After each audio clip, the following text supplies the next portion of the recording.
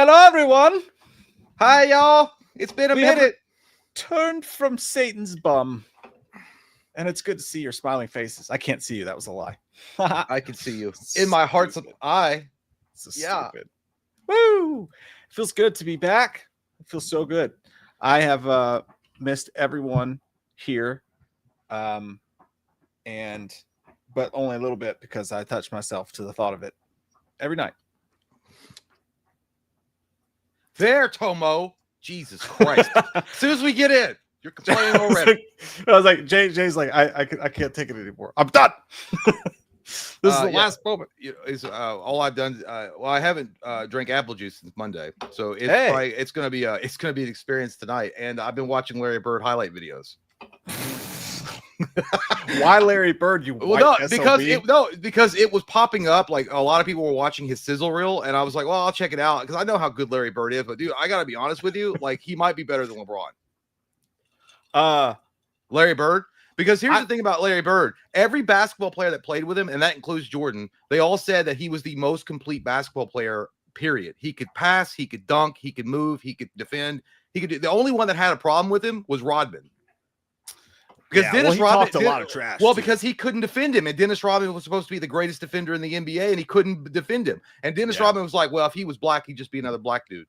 And they asked all these other dudes. They were like, "Was that true?" He's like, "Hell no." He's like, "That's Larry Bird, dude." He's like, Charles Barkley's like, "I remember the one thing about Larry Bird. Obviously, he's like, no one ever puts him on their list when they're talking about the greats, and I don't know why." But he's like, he was one of the best trash talkers ever. But he would only talk to you. Like if he was on you, he would talk to you. But he's like, Charles Barkley said something. He's like one of the. I remember this one game I was playing, and he was walking around with his head down. He was like, "Man, y'all disrespected me." And I was like, "What are you talking about, Larry?" He's like, "Who's disrespecting?" He's like, "Y'all disrespected me because you put a white boy on me to guard me. That's disrespectful. Don't put a white boy on me to guard me." So he only wanted to. I was like, "Yeah, but honest to God, dude, he might be like because him and Magic Johnson had their rivalry going on, and Magic Johnson himself even thought that Larry Bird was a better basketball player. But dude, Larry Bird, is he a top 5 player? Is he? I know he's in the top 10 for sure. Like he has to be a top 10 player. I mean, he played in the best era, in my opinion. Like, I think he played in the best era, like with Jordan and all them and Magic and all them. So if he's that good at that time, I think it's worth an argument. Yeah, for sure. Luke Stoltz say Isaiah Thomas hated Larry as well. Yeah, dude. Like I saw that game when the Pistons were playing him, and somebody was like, "Yeah, they forgot that Larry was playing."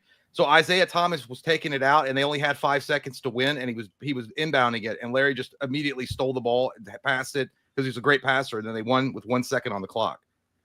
It's like it's like, dude, Larry Bird. It was like, dude, I'm not kidding, dude. That guy broke ankles too. Like the way that he moved the ball around. Good God. Dude, I'm telling you got to watch that show. It's on HBO Max, the Winning Time show. It's George C. Riley as Jerry Buss, and he's just a drunk, like womanized, like just crazy. Adrian Brody's in that. He plays. Adrian Brody plays Pat Riley, dude. And like you get to see them come up from the bottom, dude. It is. I'm telling you, if you watch one episode, you won't be able to stop watching. And Larry Bird's in that.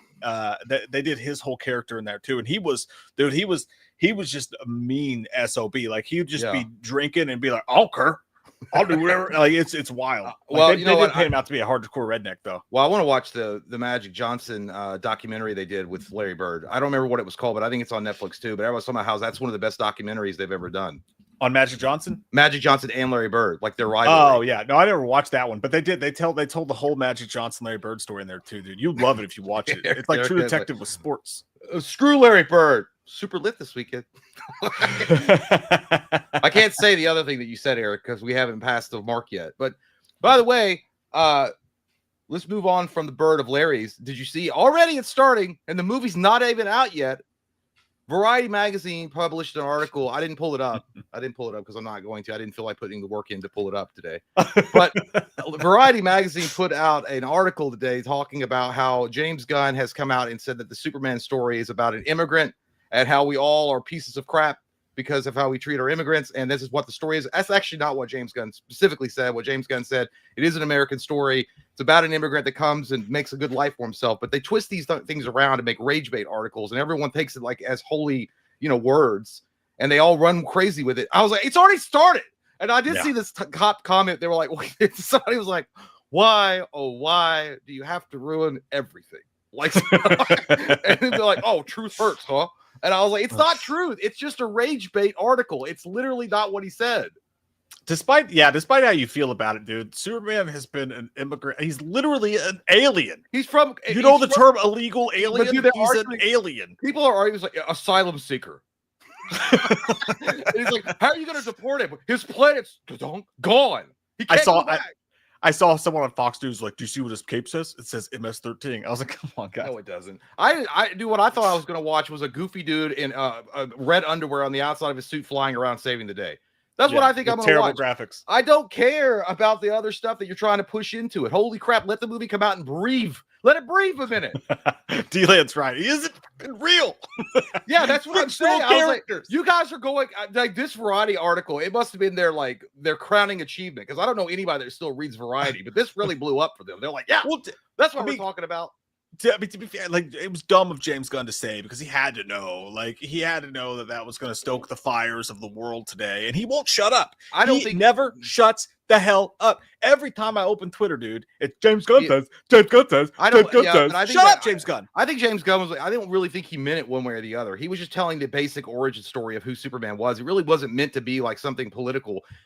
Because David Cornsweet was like, somebody else, another site was like retweeting what he said, and David Cornsweet said it's an American story. It's about an American hero or something like that. Because he is an American. He lived in Kansas and grew up being raised by Kansas people. But anyway, it doesn't matter. The movie's not James even Gunn out of your mouth for 5 friggin' seconds. I'm just kidding. But it's just like, I don't know. I was like, let's just see the movie first. I'm going to judge it by how crappy it is, not about its politics.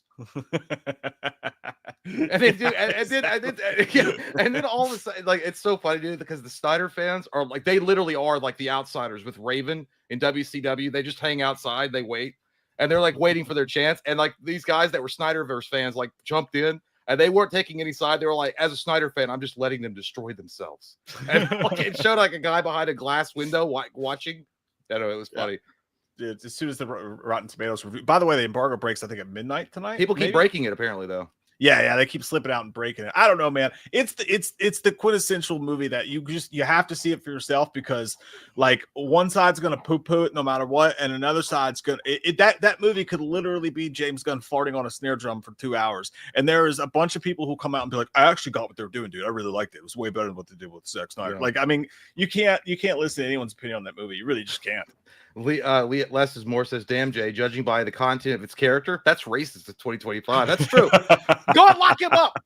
Cancel him in his face. No, but yeah, it is. It's like you can't have anything in this world without somebody like taking like a big crap in your cereal and be like, have a big old scoop of it. Need it. Politics. I know. Shut up. I know. Dude, I was I was on a Reddit message board and someone was arguing. It was like, I'm so sick of people speaking at concerts. And I'm like, dude, if you're at a rock concert, people are going to talk to each other. And they're like, you sound like a Trump lover. And I was like, what does that have to do with anything? Like, I literally just said, like, people go to rock concerts to yell and scream and have a good time. What, how did you take that into, you know what I mean? Like, it's crazy. Yeah, but I hope I grow up one day and get like lots of money. You sound like a Trump lover. Because he's a billionaire, I guess. Yeah, and speaking of, Elon Musk is going to start a new party called the American Party. Let's all join. I want so badly a third party, and I want so badly for anyone other than Elon Musk to be the one running it. It's just it's crazy, dude. It's like I look around for like 1 second and take a week off, and the world just goes to poop ham. I'm like, what is going on with all this craziness? I watched my Larry Bird highlights, like sizzle reels, and I did a commentary for you guys on Patreon, and then I turn around and now there's a new political party on the rise, and Superman's an immigrant. Disgusting. Yeah, dude. It was. I tried not to pay attention to stuff when I was up there. I did try to go see Jurassic World. The rebirth of the balls. Did you see it? I saw it afterwards. We tried to see it at the beach, dude, but it was a rainy day on the beach the day it came out, and all 3 theaters around, no showings, like all day long. You couldn't get in. So, and I knew it's gonna be like $1 billion movie. I did see it eventually. It sucked. It's terrible. Yeah. Does it really bad? No, it's really bad. Like, so it's just like the other Jurassic World movies. Basically, it's probably the best of them, but they all are plastic turds too. So, dude, it was literally. You know, I don't really believe anything you're saying. Garbage. You're part of the male gaze, so shut your mouth up. Stop looking at her titties. Idiot. Hey, what is it? By the way, I was at volleyball last week and I was sitting with my friend Ryan, and this girl came up and she goes, she subbed for our team that day, and we were there like an hour and a half later, and we're just sitting there sharing a bucket of beer, and she comes up and she goes, "Are you guys still here?" And we're like, "Yeah." And she was like, "Well, I'm glad that the male loneliness epidemic didn't affect everyone." And I was like, "I don't know what that means. What does that mean?" Well, like, we're not allowed to have friends. Like, I'm glad to see by the process of elimination, you still don't have a date because you suck. She's nice, so like I'm sure she didn't mean anything by it, but I was like, I'm so confused by that internet speak you just did at me. What's the male loneliness epidemic? All I know about it's something about, I don't know, men being lonely. I don't know. I would like some more time alone personally. If I could find that. There's something about it. I don't want to crack into those eggs. It's a lot of stuff. But I will say this though. I do know that Scarlett Johansson, apparently she said something about the male, that she was tired of the male gaze. And I'm like, what are you talking about? Why can't you just make a movie and just shut your mouth? Just shut your lips. Just shut your lips. Just shut your lips. But yeah, by the way, I will say another thing, but really quick, going back to Superman, I did see someone said that had seen it. They didn't put a review out, but they had posted. They said it's extremely divisive. They said it's one of those movies that you either really love or you'll really hate. That's what they said. Oh, good. That sucks. That's exactly what I didn't want to. Well, that's par for the course, because that's kind of like what Man of Steel was. A lot of people either loved it or hated it. Yeah, well, that's pretty much anything's divisive these days. Like, dude, I put out that Jurassic Park where I was like, yeah, this movie sucks. And everybody's like, dude, just have fun in a movie. Well, I'm like, I know how to have fun in a movie. Twister is fun, you know? Independence Day is fun. Like, Airheads is fun. There's fun movies. There's also movies that are just corporate garbage that you don't have to accept, people. You don't have to accept. You can say it sucks. It's okay. I do think, no, I think generally everybody liked Alien Romulus. Yeah, I know somebody else said that too. They're like, oh, so Alien Romulus does it and everybody jerks off to it, but Jurassic World does it and everybody hates it. I'm like, dude, that's the difference. Alien Romulus did it well. They did it good. True. It's got to be good. Yeah, it is pretty interesting how a lot of movies do seem to be divisive nowadays. But again, I think Alien Romulus is one of those exceptions. I think Sinners, most people did enjoy Sinners. Even us crackers, but we all enjoyed it. Yeah, even the whites enjoyed it.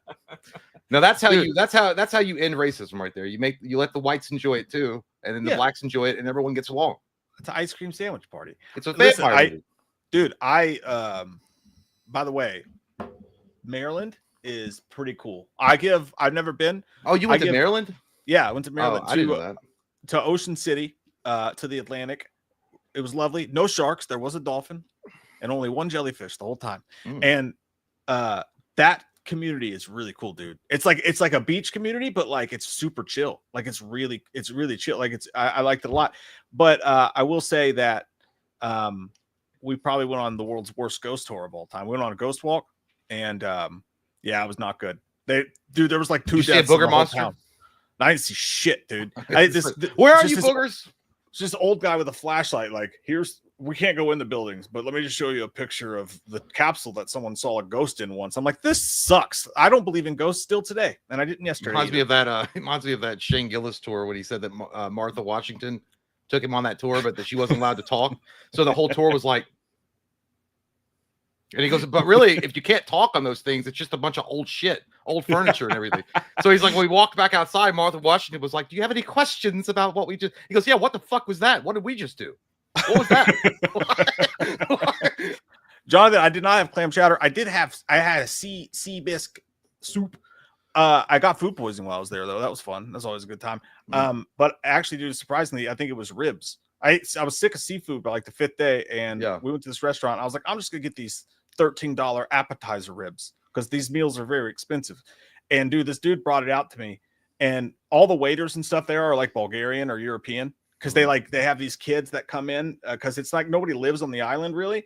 So they have these kids that come in from like Europe, and they stay in these rooms together, and like they are like all the wait staff, and they're all very nice and shit. Like a hostel. Yeah, like probably that's what's going on in the back. That's what it sounds like. I will say this: I'm on a major from now for the foreseeable future. I want everyone here to know I'm on a diet. So stop trying to give me donuts and delicious things, because that trip, dude, I have never ever felt fatter in my life. That whole trip was like, hey, you're fat, like, dude, the whole time. We're gonna put calories on your body, but we're gonna make your wallet skinny. Yeah, that's how it goes. That's how it goes, though. It was just the food, though. Like, okay, so we get there the first night, no air conditioning, right? The AC unit was broken. So they upgraded us, and we had to go across town to another place. But dude, it was the ocean front. It was right on the ocean. So like out of your window, you could see the ocean. That's what ocean front, obviously. But so that was cool. That part was cool. However, the entire living room, the wall was a mirror. So like you see yourself everywhere you go. That was strike number one. Yeah. I walk around my show. I was like, damn, I have not looked at myself in a side profile in a while. The tummy is getting big. And not just that, but when you go to Gulf Shores in like the South or Florida or that's where I thought you went. That's where we usually go. And it's usually just a bunch of other fat dudes too. Like I'm one of the in better shape dudes. There's always one douche who's like got abs and I hate him. But dude, I don't know what it is about like that area over there. Every day I was the fattest guy on the beach, dude. Everyone had abs. Every single dude over there had abs. And like I even started talking, I was like, well, try doing that when you have 2 kids and you're 40. And then the next thing I turn around, there's like a 50-year-old dad playing baseball with his 2 kids, and he's just jacked and ripped. Everyone was skinny, dude. I was so fat. I looked like a whale that was beached every time. Like a bunch of skinny poor people around here can't afford food. That's why they're so thin. I don't know what they're eating up there, dude. But I eat well. I have money. I was like, where's the Ozempic store? Because you're giving it away for free. I gotta find it. Yeah, it's crazy. I also started wearing shorts. You start wearing shorts? I have shorts on now. That's a big deal. Can I see it? No, dude. Dude, there was a satellite call earlier, like last night when I was walking out there, and then there's a fucking ghost walking around your old like yard. You got to stick those things out the window. Hell no, dude. Like I was like, it's gonna take like 18 years to get any sun on these motherfuckers, dude. Like they are white. They look like fish. I've never in my entire life seen you in shorts, pal. Like ever. I used to wear them when I was a kid. No, I wore them when I was a kid. No, I had them like I had some Abercrombie's in Union Bay. These are Union Bay actually. Your fucking shorts are so old. They're Abercrombie and Fitch from like the 90s. Yeah, I liked those a lot. They were cargo fit. Really what nice. Propelled the pantle change? Because it's hot as fuck. I couldn't stand it anymore. I was walking Buster like crack sweat and everything. I was like, for a 5 minute, dude, it's been like in the mid 90s, upper 90s around here. No, dude, it was way hotter here than it was there. There it was like 85. It was nice. Yeah, I know. You had that ocean breeze too. Yeah, no, and the water was a little cold, but the waves, dude, are crazy. But no, that's insane, dude. So are you gonna? So you're wearing shorts, but it's like an in-home change. You're not gonna wear shorts like in public. I'm working my way up to it. Because I don't want to scare anybody when I walk out. They're like, what happened to like literally my legs are so white they look like prosthetic legs. It's like white prosthetic legs. They don't even look real. There's no hair, and I don't have hair on them. I don't have hair at all on my legs. None. Why? I think it's what I never had a lot of hair on my legs to begin with, but I think it's where I wear like long pants all the time. It just rubs up all the hair. Is it because you shave them? No, I swear to God, I don't shave them. It's just all it's pure like I got rubber. Well, it's because you never let those fuckers breathe, dude. You've been wearing pants since 1979. The hair follicles fucking died. They've been deprived of like air and oxygen and sunlight for like 20 years. That's dude. So I got what socks are you wearing? I got footies. What's the Adidas footies? Adidas footies. Okay, so you're not doing the tube socks at least. No, I did it first, and April was like, she's like, let me get you some. I'm like, all right. Because even she said she's like really supportive and nice about things usually. She's like, baby, you can't wear that. I'm like, why not? It looks good. That's freaking hilarious, dude. I knew it. I knew it had to be April because, like, dude, I look like Joe Pesci in the Super with my tube socks pulled up. No, dude, I bet you look like one of those dads from the insurance commercials where the guy's like, it's like homeowners turning to their parents in their 30s is a real problem. And like you walk out with your tube socks up and your shorts and you're like mowing the lawn in your white tennis shoes. Like, well, dude, when I went outside for the first time with my shorts on, my tube socks on, I think that's where April was like, I don't want to be seen in public with you wearing that shit. But I did look like Joe Pesci from the Super was like, hey, do I fit in? It's like, yeah, you do. You look like you're wearing a big sign that says, hey, look at me. I'm wearing shit that nobody in this neighborhood would wear. So please don't come and rob me. Oh god, dude, I can't wait to see it. I cannot wait to see it. Well, we're gonna make sure we angle the camera somewhere because it literally is like they look like sick fish, like the underbelly of a sick fish.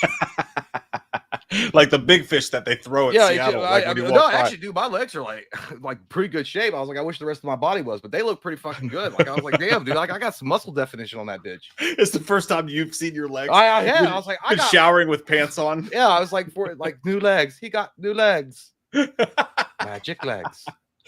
Oh, that's great. So we've all grown in some ways. Jay has moved. Your camera quality looks better too, by the way. It's just I changed the lighting on it. It looks good. You look great. But no, yeah, it was one of those. Yeah, I think it was. Maybe I got more confidence. I was watching those Larry Bird sizzle highlights, and I was like, look how white he is. And he goes out, he does his thing. He goes out and does his thing. Don't care about nothing. He's from French Lick, Indiana, and doesn't give a fuck. I'm just a man from French Lick, Indiana, with a big old dick. Yeah, but he probably did have big old swamp root. I guarantee you. With a mustachio like that guy's walking around with a swamp root. And he was confident. You don't have an attitude like that without a big wiener, dude. You have to. It doesn't happen. Dean says, love me some whites. Oh, hell. That's yeah, awesome. I don't know anything. I mean, other than that's about it. I actually had planned on doing it, but I didn't wind up doing it because I didn't know how many people would be interested. But it's been a long time since I've watched the original Star Trek. And I'm into Star Trek again. So I was going to go back and watch all the Kirk ones. Like there's 6 of them. And I was going to do a commentary for each one and put it on Patreon. But I don't know how many people would actually give a shit about Star Trek. But I couldn't say first time watching because I have seen them, but it's been forever. I think I watched them once when I was like a kid, and then I haven't watched them since. Dude, I thought about doing that like a few years ago. Or it was more like 8 or 9 years ago. I thought about just getting into it all. And I watched like 2 and I kept falling asleep. But those the Star Trek the motion picture sucks. I know that it's boring. Most people didn't like it. And actually, Star Trek the motion picture was supposed to be. They used the story that was originally going to be like they were going to do a sequel series of Star Trek in the 70s, and then they just wound up they canceled the series, and then they used that script for the movie. The first 2 episodes that were going to be of the series. Yeah, I watched all the movies. I had a little like solo man versus movie day, and I watched all the movies in one day, and some of them were all right. D-Land said, did Jay grill food for the 4th or resort to the Taco Bell drive-thru? I didn't do fucking shit. We didn't do anything for the 4th of July. Yeah, they had a fireworks thing up there, but it was crowded as hell. But we went to a baseball park and I climbed on the dugout and watched the fireworks. That was cool. But dude, I bought a shirt when I was there. It was like a $10 USA shirt. It was just a cool shirt. I liked it. I'll wear it soon because I enjoy it. But does it have Hacksaw Jim Duggan on it? No, it's just a little American flag. But I walked out the next morning and I put it on, and immediately as soon as I left the condo or whatever, walking down the street, these kids riding on bicycles down the boardwalk were like, dude, they saw me and they started going, USA, USA, you. And I was in Maryland? Oh. Yeah, dude. Yeah, that's weird. It was, and that happened 3 different times. 3 different times, people started chanting USA at me, and I'm like, I'm not a chanter guy, you know. The country is healing, I guess. I know it's nice. No, I just didn't expect it from a northern place like Maryland. I think Maryland's pretty. Is it southern? I don't know. Maybe it is southern. Dude, we went to Delaware. What was there? Nothing. We're at Delaware. It was actually pretty dope. Delaware's nice, man. It was pretty. Heard it's expensive. It looks expensive. The houses were very nice, very nice. But I kept thinking the all I could think of was the Wayne's World joke. Went to a bookstore there. I bought a Shadow toy. You remember the Shadow toys? The Alec Baldwin movie. Yeah, I bought one for like $12. Did you buy the actual Shadow? The Shadow. The hero, like the Alec Baldwin toy. Yeah, it was him. It's like it's in my suitcase, or I would show you. But it's a little toy with a little gun, but like he's clear, he's translucent. Oh, Stacy said Maryland's upper Midwest. I see. Yeah, it seems like a pretty American positive place. Well, I mean, from us it'd be east. Is it Maryland east? From Kentucky? Yeah, I'm pretty sure. I'll tell you this: we left Kentucky and we drove through West Virginia, and then we went into Maryland. So it's Kentucky, West Virginia, Maryland is where we went. So yeah, I think it's east. Yeah, it's east because it's right. It's not next to Pennsylvania and like New Jersey and shit. Yeah, it's East Coast. That's what I thought. But Stacy, what are you saying? They love America up there. At least Action says North. Jay, I know it's North, but Stacy said upper Midwest. Where's the flag? Check this out, dude. You got to see this. Let me say, I'm in Baltimore. I'm in Kentucky. I live in Maryland. It's nice. Delaware is a gym. I've heard Delaware is nice, but I'm only going off the Wayne's World thing. Speaking of, you look like you're crop dusting your whole family. Smell it. Sarah's, I'm Canadian, so I'm north as hell. You're the tip of the north.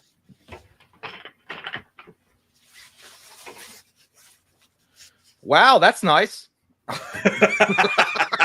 And I see there's already a couple of stains on it. That doesn't look like an extra star. I would never do that to the flag. Oh, ever. my Lord. I put it to the side. My mercy. Just to miss it. No, Kate's my mercies. Holy guacamoles. Kate's brother's in the Marines, so sometimes when he orders stuff, it comes to the house, and we opened it, and that's what it was. Good night, dude.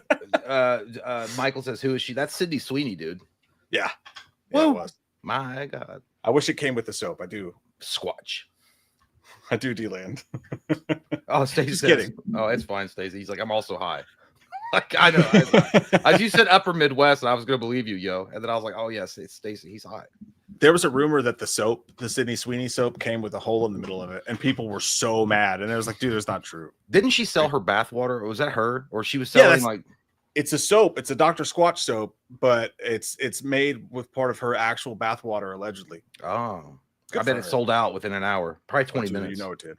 You know it did. Oh yeah, Michael Madsen. Yeah, I heard about that. That's crazy, dude. I Yeah, saw it rest pop in up, peace. and I was like, "Holy shit!" Like, I didn't even know. Like, what did he die of? Like a heart attack or something? Because he seemed like he was pretty healthy. I don't know what he died from. But does anyone know? That dude, he was an underrated actor. I know that. He was an amazing actor. Yeah, Quentin Tarantino loved him. But yeah, that did suck. I saw that. He was one of those guys that was never really like. I don't remember him being like the lead of anything, but he was awesome as a background character. He always pulled his weight. Dr. Doom died too, Glenn. You're right. Dr. Doom, the guy who played Dr. Doom in the original, Did he? and the dude from Nip Tuck is what I remember him from. He was awesome in Nip Tuck. Tomo says that man looked rough as fuck for over 20 years. Oh, did he? I don't know. I wasn't gonna say anything, but yeah, he did. I don't know. I was gonna be as rude as Tomo. Okay. Julian McMahon too. Die? Yeah, Julian McMahon. That's his name. Yeah, dude, that guy. He was the best part of Nip Tuck. Damn, dude, a lot of people going. Let's just not admit. You know what? I shouldn't have said anything about Star Trek. William Shatner better live another. Dude, don't do. You know what's gonna happen? He's gonna die tonight now. Dude, I saw it pop up that he said like last week about something, his health or something. I was like, I thought he had like died. I'm like, oh shit, and then it was like something about his health. But I was like, there's something on the wing. Now I book it. William Shatner dies tonight. Eric says he died from death. Yeah, that's terminal. Usually, I don't think there's ever anything coming back from that. If you get death, if they assign you death at the hospital, I don't think you're going to make it. Death will kill you until you die from it. That is. Chuck Norris is going to live to 150. He is, and then he'll transcend and live another 150 years. Chuck Norris is just Jesus. Actually, Chuck Norris will just get up to heaven and he'll like take over guard duty of the gates. I'll be like, I'll do it. I'll do it. He'll be the security guard for heaven. Yeah. Heaven. So other than that, I really don't like, other than the Variety magazine, already starting their shit. And so I don't really know of anything else that came out or big news items dropped. I'll tell you this, Halloween's officially dead. Why? Because there was no news that came out when I was on vacation. And that means it's definitely not happening. Every time I go on vacation, there's big Halloween news. And this year there wasn't, which means it's over. Good night, sweet prince. I don't know. Movie news? Ozzy's last show was Ozzy Osbourne had his last show. I did see that. Travis Barker play a little bit of drums, but can you really call that his last show? I mean, he was in a chair the entire time. Like, could not I think his last true Ozzy show was some time ago, right? Yeah. I mean, I thought he retired. I thought you were retired. Retarded. No, retired. Latest movie news. Charlize Theron calls out studios for not wanting to take a risk on female-led action movies. What the fuck are you talking about? Superman star David Cornsweet admits he tried to think of reasons not to take on iconic roles, but realized quickly that he needs the fucking money. So of course, that's exactly what I was going to say. Exactly. Sure. Demits it flashback, unfinished music, and a very weird movie. Anne Hathaway reveals new details on A24's Mother Mary. And other news, no one gives a shit. JT Customs right. James Bond got a new director, Denis Villeneuve, which is fucking perfect, dude. Oh, he's gonna crush. Yeah. But as long as they pick the right Bond, because I have a bad feeling they're gonna pick like Tom Holland or some shit like that. Michael says, I'm so happy Megan 2.0 flopped. Did it flop? Bad, dude. Real bad. I guess there's not going to be a Megan 3.0. That bitch lost to the other bitch, which the bitch lost to the movie studios. Hold on to your vaginas, guys. This franchise is over. Blumhouse or Jason Blum did an interview about it too, and he was like, he was like, well, we really just thought that she was like Superman and that we could just do anything with her. And like, dude, put the crack pipe down. I don't know what drugs that man's been on for the past 5 or 6 years, but he's got to stop. He's off the fucking reservation, dude. He says the dumbest shit, and their company does the dumbest shit. Yeah. I don't understand. Oh, no, nobody supported that shit. What a shocker. I'm actually surprised he didn't come out and say, well, it was kind of like, we really didn't believe in it that much. We didn't put a lot of time and effort into it. So it's not like, you know, it's one of those things that you just throw away and you start over like a fresh paint. You know, if that's all, it's not a big deal. Good Charlotte has a new song. It was good. I liked it. It's stuck in my head. That's the only reason it came up. I can't believe they're still touring. Yeah, they look pretty good. They look pretty. Are they still brothers?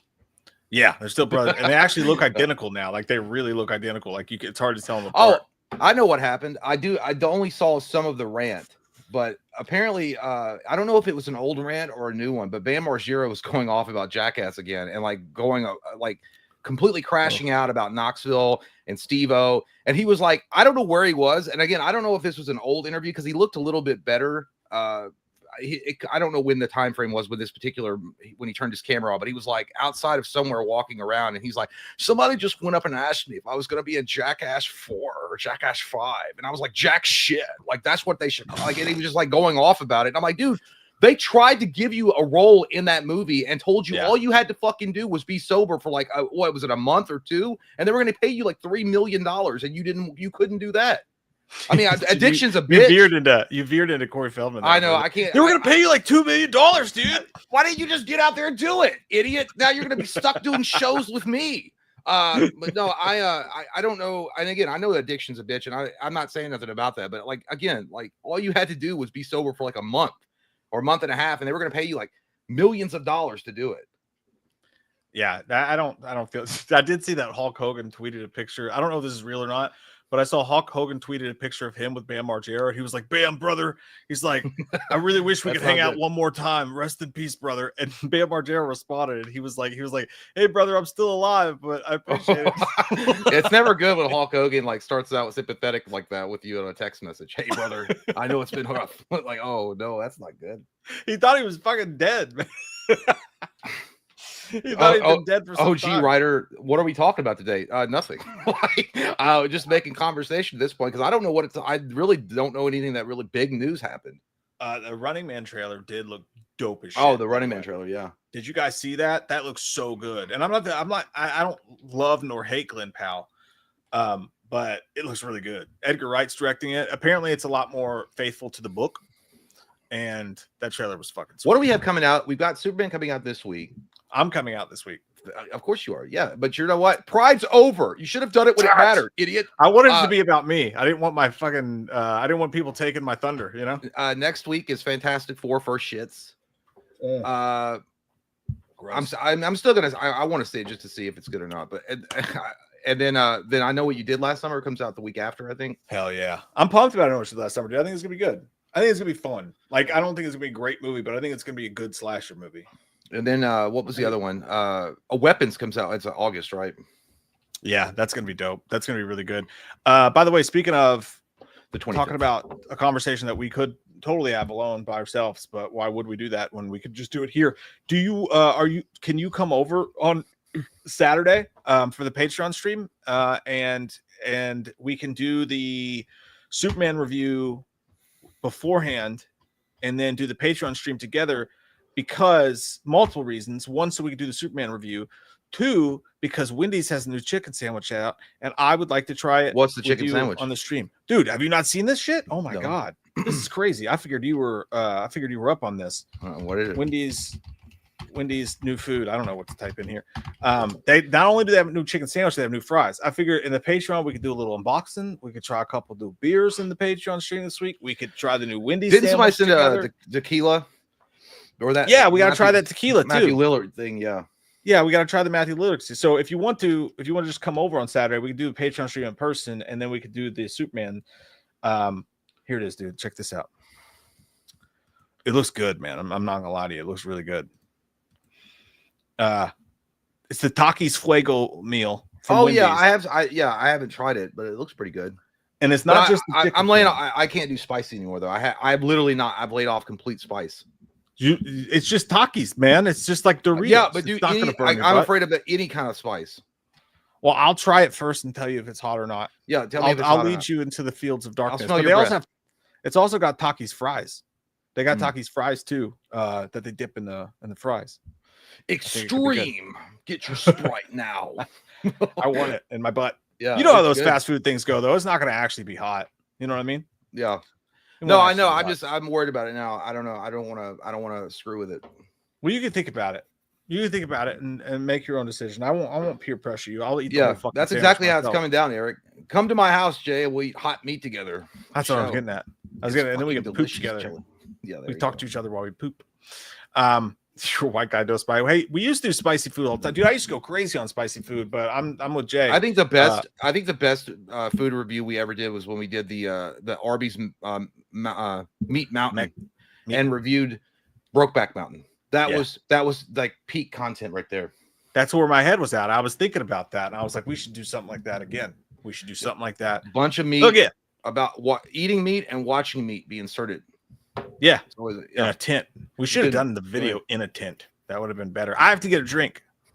I'm going to get a quick drink, a refresher, if you will, and I'll return momentarily. Hey, dude, this is news, actually. By the way, fucking College Football 26 came out. I saw that.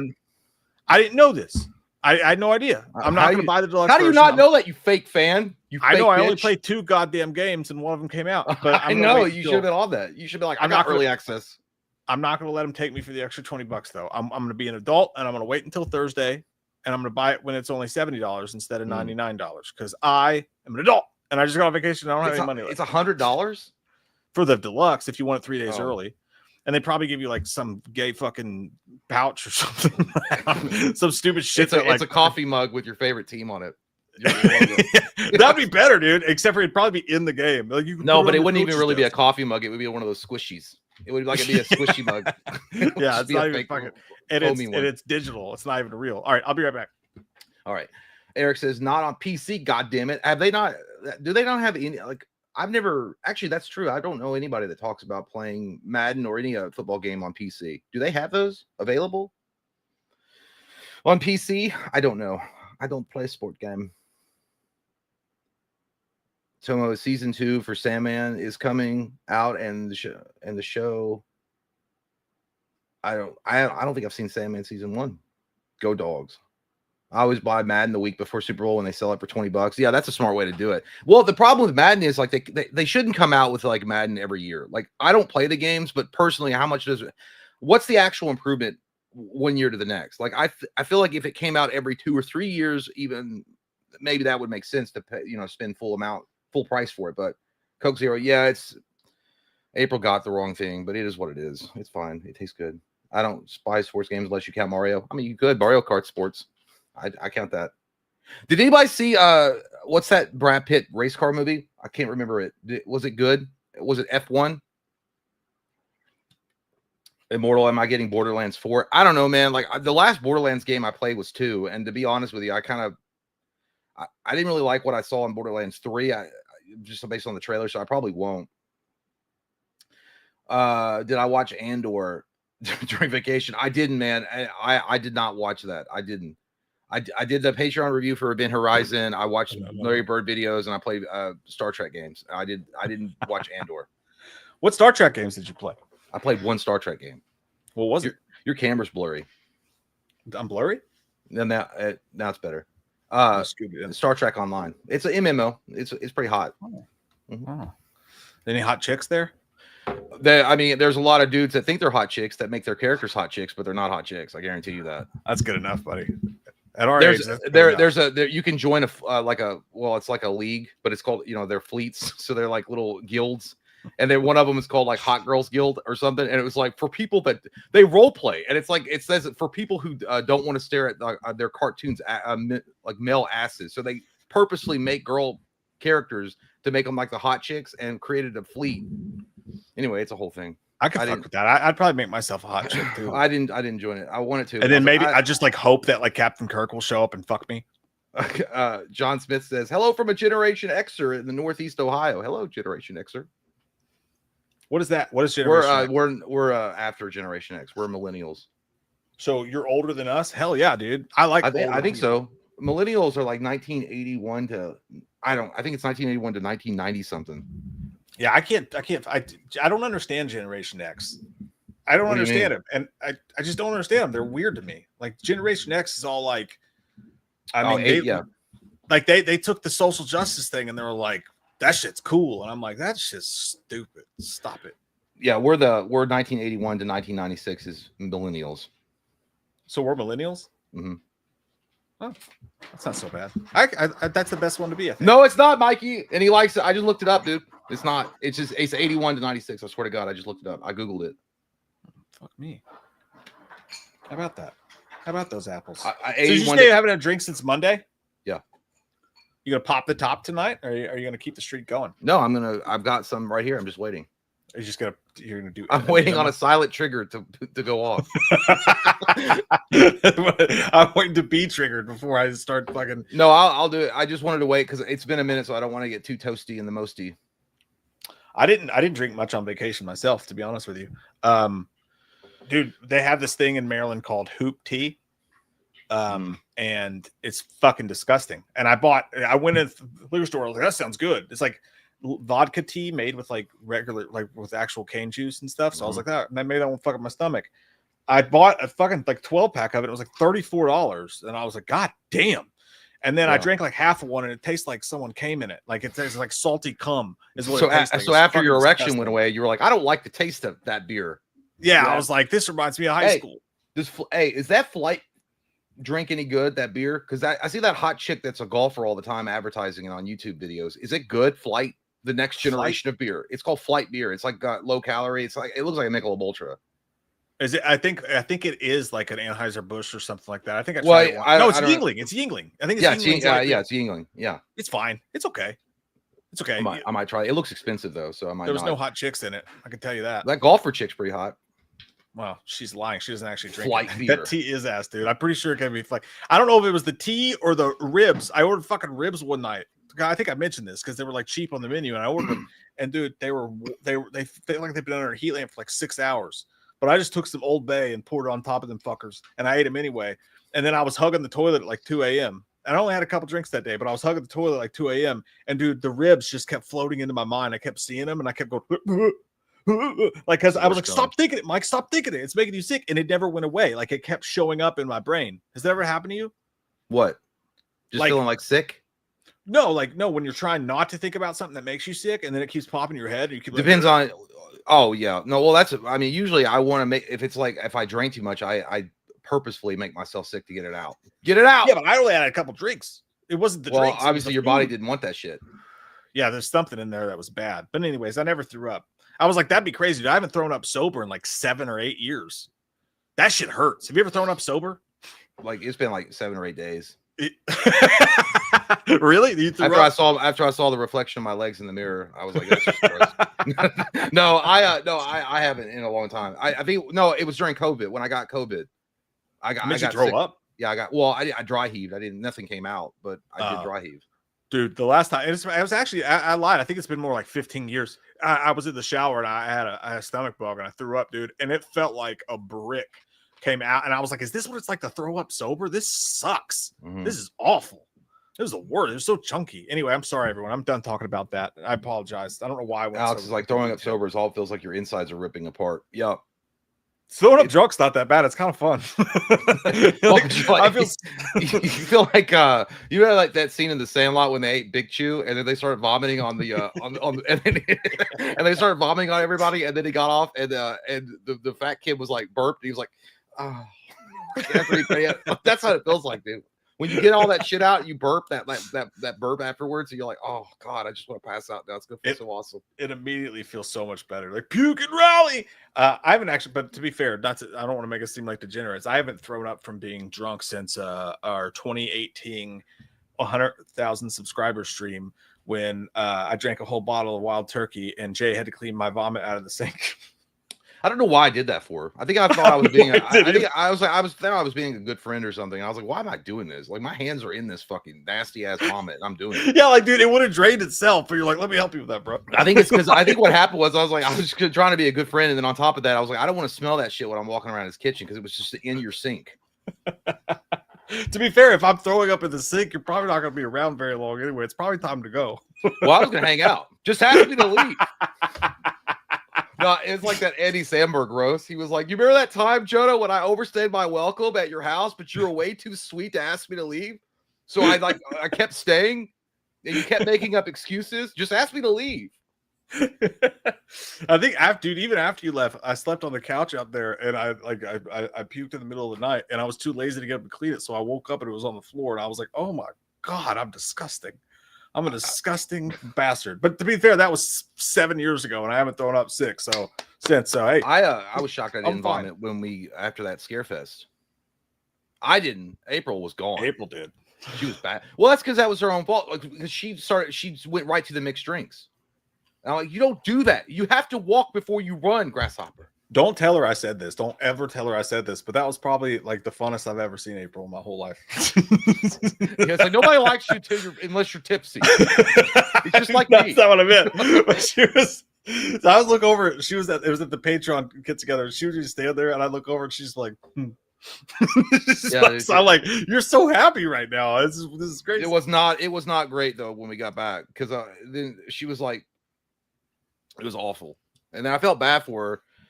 And I was like, I can't do anything. I don't know what to do. I was like, you could just drink more. She's like, no, I'm never drinking again. That's how you help as a husband when your wife is drunk. Sick. I was still drinking. You want some of this? I was like, I came and checked on her. I gave her a bottle of water and like Advil, or not Advil, but ibuprofen. That's all I can do for you. I can't do anything. I was like, you can get up, just hang out, or you can just sit there and I'll bring the trash can to you. And then, I'm wanting me to sit there and hold your hair. It's fine. You got it up. Well, honey, you did it to yourself.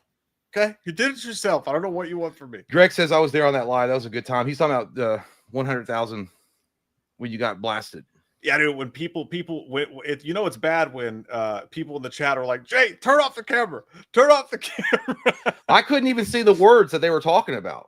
Like I wasn't like that, but it was bad enough to where the words were blurring. Oh, that was awful. I'm ashamed. I should take that off the internet. It's probably not something I should leave on the internet for the world to be able to. Well, that's fine. Again. Well, I'm looking. Someone blamed Jay for being too drunk, but it was Mike. Who blamed me? I didn't do shit. It was definitely me, dude. That night it was bad. I don't know. What happened was I accidentally got like the 180 proof wild turkey or whatever. And instead of drinking, like a little bit of it, like usual, I drank the whole bottle because I was celebrating. I was like, drinking not because we drink to my accomplishments. I was fucking, dude. I don't remember you being. I know that you were hammered that night. I don't remember you being that bad, but the only time I remember seeing you really fucked up was when we came back. I think it was one of my birthdays. And I was fucking gone too. It was all that weed smoke in the car because people have been fishbowling that shit. And I don't like that stuff. And I'd already vomited on the side of the highway. And I came in and I sat down on your chair like I was getting ready to be processed into the jail. Like I just remember sitting there and not being like, I gotta go home. And then I left. I told April, I was like, we gotta go because I gotta go home. And then you were like, dude, I don't know what happened to you. Like you were like walking around and like you thought I was still there you said you thought I was still like at your house for like an hour. And I was like, I've been gone. Oh yeah. Because I've been gone for a minute. I like ghosted. I Batman vanished out of that bitch. Yeah, I've done that to people before. I did that to Derek and Garrett once. I stayed at their house from the Blink show, and I left at like 6 a.m. And Garrett was legitimately angry at me. He was like, dude, why would you leave without saying goodbye? Seriously. I was like, because I wanted to leave. Yeah, I wanted to go. It's like it's an Irish goodbye. He's like, that's not cool, man. I was like, you want me to wake you up at 6 a.m? I had to drive 5 hours. When I'm bad off, I don't want to be around anybody. I gotta go home. Like I feel like I'm transforming into the werewolf, and I can't let anybody see me. Like I feel like Michael from the Lost Boys. Like, don't let him see me like this. Like, when he's got like trying to hide his eyes and stuff because he's so blasted. If I smoke weed, that is me. I don't want to talk to you. I want to go home. By the way, everybody said he's on Andor. I know. Here's the thing. I know. What's Andor? That's the Star Wars show on Disney Plus. But I heard I've heard two different things. People say it's awesome, and other people say no, it sucks. I don't know who's been suggesting at me to watch it, but somebody said in the comments, they're like, don't listen to that guy. He's lying. It sucks. I'm like, I don't know what to believe. I'll try the first episode. It's probably some culture war bullshit. I don't know anything about it. I know Andor it's like, yeah, I thought somebody had mentioned it was kind of like Rogue One. I don't know if it is or not. I have no idea. You know what? That's what I will say. I learned something today. I'm not going to watch any more Gareth Edwards movies. I mean, I'll watch them if I need to, but like Rogue One, they all have something in common. Godzilla, Rogue One, Jurassic World, Rebirth, all of them the exact same movie, dude. Boring as fuck, with like 2 or 3 really cool scenes in them that make you want to watch, that make you come back. Godzilla, boring as shit, paint drying, really cool visuals a couple times. Rogue One, boring as shit, but then Darth Vader comes up at the end and does that badass thing. And that's you're like, awesome. Oh, this is fucking great. I thought Rogue One sucks. I actually did enjoy Rogue One.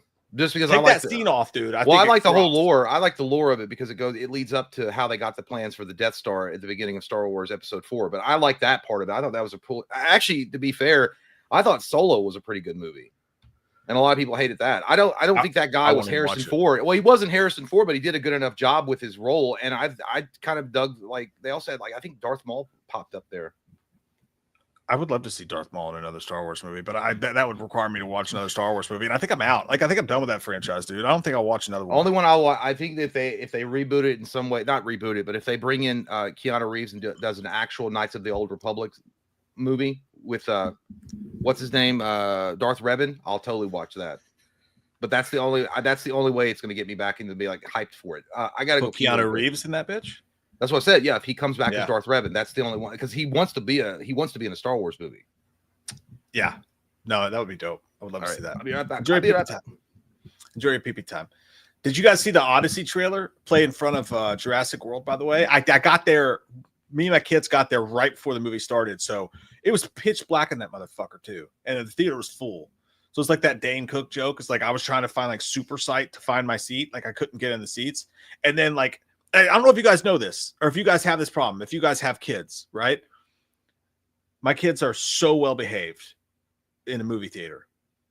We just perfect movie theater kids. All right. They know what's up. They're respectful children in the movie theater only. But it's the craziest thing. You sit down in the dark and as soon as the movie starts, as soon as it starts off with a quiet part and people are talking, they're like laying out the foundation of the film. It's the fucking candy wrappers. And they're like, and they're trying to do it quietly, but they just take longer. So it's just like long. And I'm always like, shut the fuck, stop. And then I end up just being like, candy. And I'd be louder than they are. And I'm like trying to open it. They got to find it. You would make a lot of money if you found a really silent candy wrapper that you could open in a movie theater. Does anybody else have that problem? Like you go to a movie, like you're so loud trying to open your fucking candy. You feel like a dick, but you're not going to not eat the candy because you paid $8 goddamn for it. I don't know. That's my experience, at least.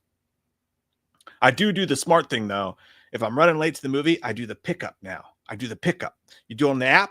You order your food and your popcorn and your accoutrement, and then they have it sitting in a bin for you. And then you walk in and you grab the big bag, and it looks like one of the big doggy bags from Don't Tell Mom the Babysitter's Dead, the guy with the hot dogs. It's like a gigantic like clown bag. And you walk in, it's got your drink. Sat in the fucking movie theater, pitch black, try to maneuver the candy wrappers, open the bag, and there's no fucking straws or napkins in it. So then I gotta leave the movie to go get the goddamn straws and the goddamn napkins and come back. But it's a good idea. Just put the straws in the bag too, you know? What are you talking about? Sneaking food in? No, at the movie theater now, if you order your tickets on the app, you can just order the food you want and they'll put it on a shelf for you, and you walk in and you grab like this big clown bag and you grab the bag and it's got all your shit in there. You don't have to wait in line if you're running late for the movie. Oh, that's not bad. But this time I got in there and there was no straws or napkins in the bag, so I had to leave a fucking that was annoying. I thought you were talking about sneaking food in. I remember that one chick I was dating, dude. That was work. I was like, you're not doing that. Because she didn't want to like just sneak candy in, which is fine. You want to sneak in some Twizzlers and some, Sour Patch Kids. No problem. That's fine. Cool. She wanted to sneak in a whole fucking chicken sandwich from Culver's with some fries. And I'm like, I'm not being a part of this. And then she's like, I remember that. Yeah, you were so fucking burnt up. I was like, you are not going to disrespect that movie theater. And you're not going to embarrass me by walking in there with some fucking chicken sandwiches from Culver's. Delicious, yes, but not made for theater. snacking. And she's like, what is the big deal? Why are you so mad about it? I'm like, I'm not mad, but we'll sit here in the parking lot and you can enjoy your chicken cold. This is not a girl that Jay was like comfortable with, by the way. This was like their third fucking date. And Jay was like, yeah, but it was like, you push my limits. Okay. I have a limit. And I was I was like, relaxed on those things. But stuff, even though I don't like it. She wanted to go to Culver's like fucking 10 minutes. No, 5 or 10 minutes before the movie started. I was like, damn, you better eat that shit fast. Because I figured she was going to eat it on the way. But no, she wanted to put that shit in her purse and sneak that shit in and eat it in there. And I'm like, I'm not being a part of this. I won't. $15, little man. Put that shit in my I just think it's gross. I don't know. I was like, all right, you know what? You can go in the movie theater. You can sit way in the back and I'll sit and enjoy the film while you're sitting there snacking on your fucking chicken sandwich and they kick you out. I'll be able to enjoy the flick. I don't think there's anything wrong with sneaking food in the movie theater. Clinton said that Clinton, where'd it go? Shit. Clinton said he snuck in a 20-piece chicken McNugget. I can respect that. If you want to do it, that's cool, but I'm just not going to be a part of that. That's just not who I am, especially if I'm dating you. And I pay for the movie ticket. I pay for your Culver Chicken's delicious sandwich. You can eat that, and then we can go in and enjoy the movie, even if we're a little late, because it's going to be like 20 minutes of previews anyway, so it's cool. But no, she wanted to take that shit in there and stuff it in her big old bag. And then pull out a chicken sandwich. Was she a big girl? I don't remember. Was she a big girl? No, she wasn't at all. So you weren't being disrespectful. No, now if she had been a big girl and you told her, "Hey, you're not taking that fucking chicken sandwich in," well, I wouldn't. Then you got a problem. I wouldn't have said it like that. Like, I'm not going to take you in there because you embarrassed me because you look like a fucking big giant lord penguin walking around with a chicken. Hears though. If you tell a big girl she can't have a chicken, if you tell a big girl she can't have a chicken sandwich, you're in for a world of hurt, buddy. It had nothing to do with her weight. It literally had nothing to do with anything like that. And even if she was a big girl, it wouldn't be that. It was like, you're not going to go in there and disrespect me. That's a disrespectful thing. D-Lance said, "Does Jay vape in the movie?" Hell no. I wish I could, but I see people that do it. No, but well, we used to go together all the time to the movie tavern, and we'd have a couple cervezas while we watched the movie. We'd be fucking 20 minutes in the movie, dude. We'd be 20 minutes in the movie. Jay be like, "Hey man, you want to go smoke a cigarette?" I'm like, "The movie's fucking on, dude." Yeah, because it was like a boring scene. I was like, "Hey, I just had a couple. Let's go have it like it's boring. We'll catch back up. It's not like we're missing anything." If the movie sucked, I would go with you. I'm like, "Yeah, dude, fuck, let's go have a cigarette and come back." But like, if it was like a big movie that we're supposed to watch and pay attention to, I'd be like, "No, dude, I'm gonna watch the movie." And then he'd be like, "All right, I'm gonna go." And then Jay will come back, and he would sit down and be like. And like he would smell, like that smell, that fresh smoke from outside to inside, that big cloud that follows you. You would sit down. I'd be like, "God damn, that's a cigarette smell." Like, I know, dude. For some reason, also, if you went and seen a movie in the wintertime, it lingered on you more. Oh, like if it's colder outside and you come in and you sit down in the theater, like the whole place smells like an 1800s bar. Like as soon as you sit down, like, where's that coming from? It's not me. Dude, we need to just for nostalgia's sake, we need to one night go to movie tavern. Go to movie tavern. It's not the same one. It's way nicer now. But the fucking service sucks ass at this one. That's still the same. It's not the same. Like you can't. No, it's not. It's because like we used to. You hit the button and the waiter comes around. No, they still do that. No, they still do that. Dude, I went like a month ago with MJ. And it's gone. They don't have the buttons or nothing. You have to order your food before you go in. Oh yeah, that's right. And then the light. Yeah, that's right. And I don't even think they have pictures or anything. They didn't have draft beer. No, they had no. I'm sure they have pictures. Well, they were under renovations at the time, so maybe that's the difference. Well, it's been a hot minute since I've been there, so yeah, maybe they don't have pictures, but yeah, I wouldn't mind going back. But it is way nicer than what we used to have. Yeah, I like the old school movie tavern had like computer chairs for like they had just one big long table, like a picnic table that everyone. Remember we stole that one time? We stole it. Yeah. They had a bunch out by the dumpster, and I was like, "Dude, I need a new fucking desk chair." I was like, "Let me put that in your car." I was like, all right. So we drove over there and we took the chair out next to the dumpster, and the motherfucker, it was one of those roller chairs, but it didn't have wheels on it. Yeah. But I didn't care. But I set it on my carpet in my living room, dude. And when I moved the motherfucker like 2 months later, it rotted into the carpet, and it was like green. Like from under the chair, the carpet was fucking green. I was like, "Oops, this is a rental." I think this has gone bad, but I don't think it's technically stealing if they were throwing it away. I mean, we look like homeless people, like from New York, like just going up to the dumpster on the side of the building, be like, "Hey, there's some chairs, man. Let's get them." Yeah, we were trying to stuff them in the back of my Jeep, and I was like, "I don't know if it's gonna fit." I was like, "Oh, we'll make it fit," but we were both like, I don't want to get caught by security either, because we're like, "Hey, what are you doing with that old computer chair? Here, you bitch!" Like, that's for the trash. You can't just give it away to everybody. Dude, it's not stealing. That's trash picking. That's true. That's true. That is fair. That's fair. I wish we'd gotten more. Let's get to what some of you guys are saying now in the second the show. Byron Hansen said, Dr. Loomis, last stream, you said no one would want to watch you do a solo stream because you'll have nothing to talk about. But I'm pretty sure 99% of the peeps here will be here for Jay to solo stream. I told him this when we weren't able to get together to do the Patreon commentary. I was like, you do a commentary, people will actually like that better because I talk too much. And I talk a lot too. He did it, and people liked it a lot. It was good. You could do a solo stream, whether not just as Loomis though. I mean, it doesn't have to. Yeah, I'm not. Yeah, I couldn't even imagine even doing it like 30 minutes straight of doing.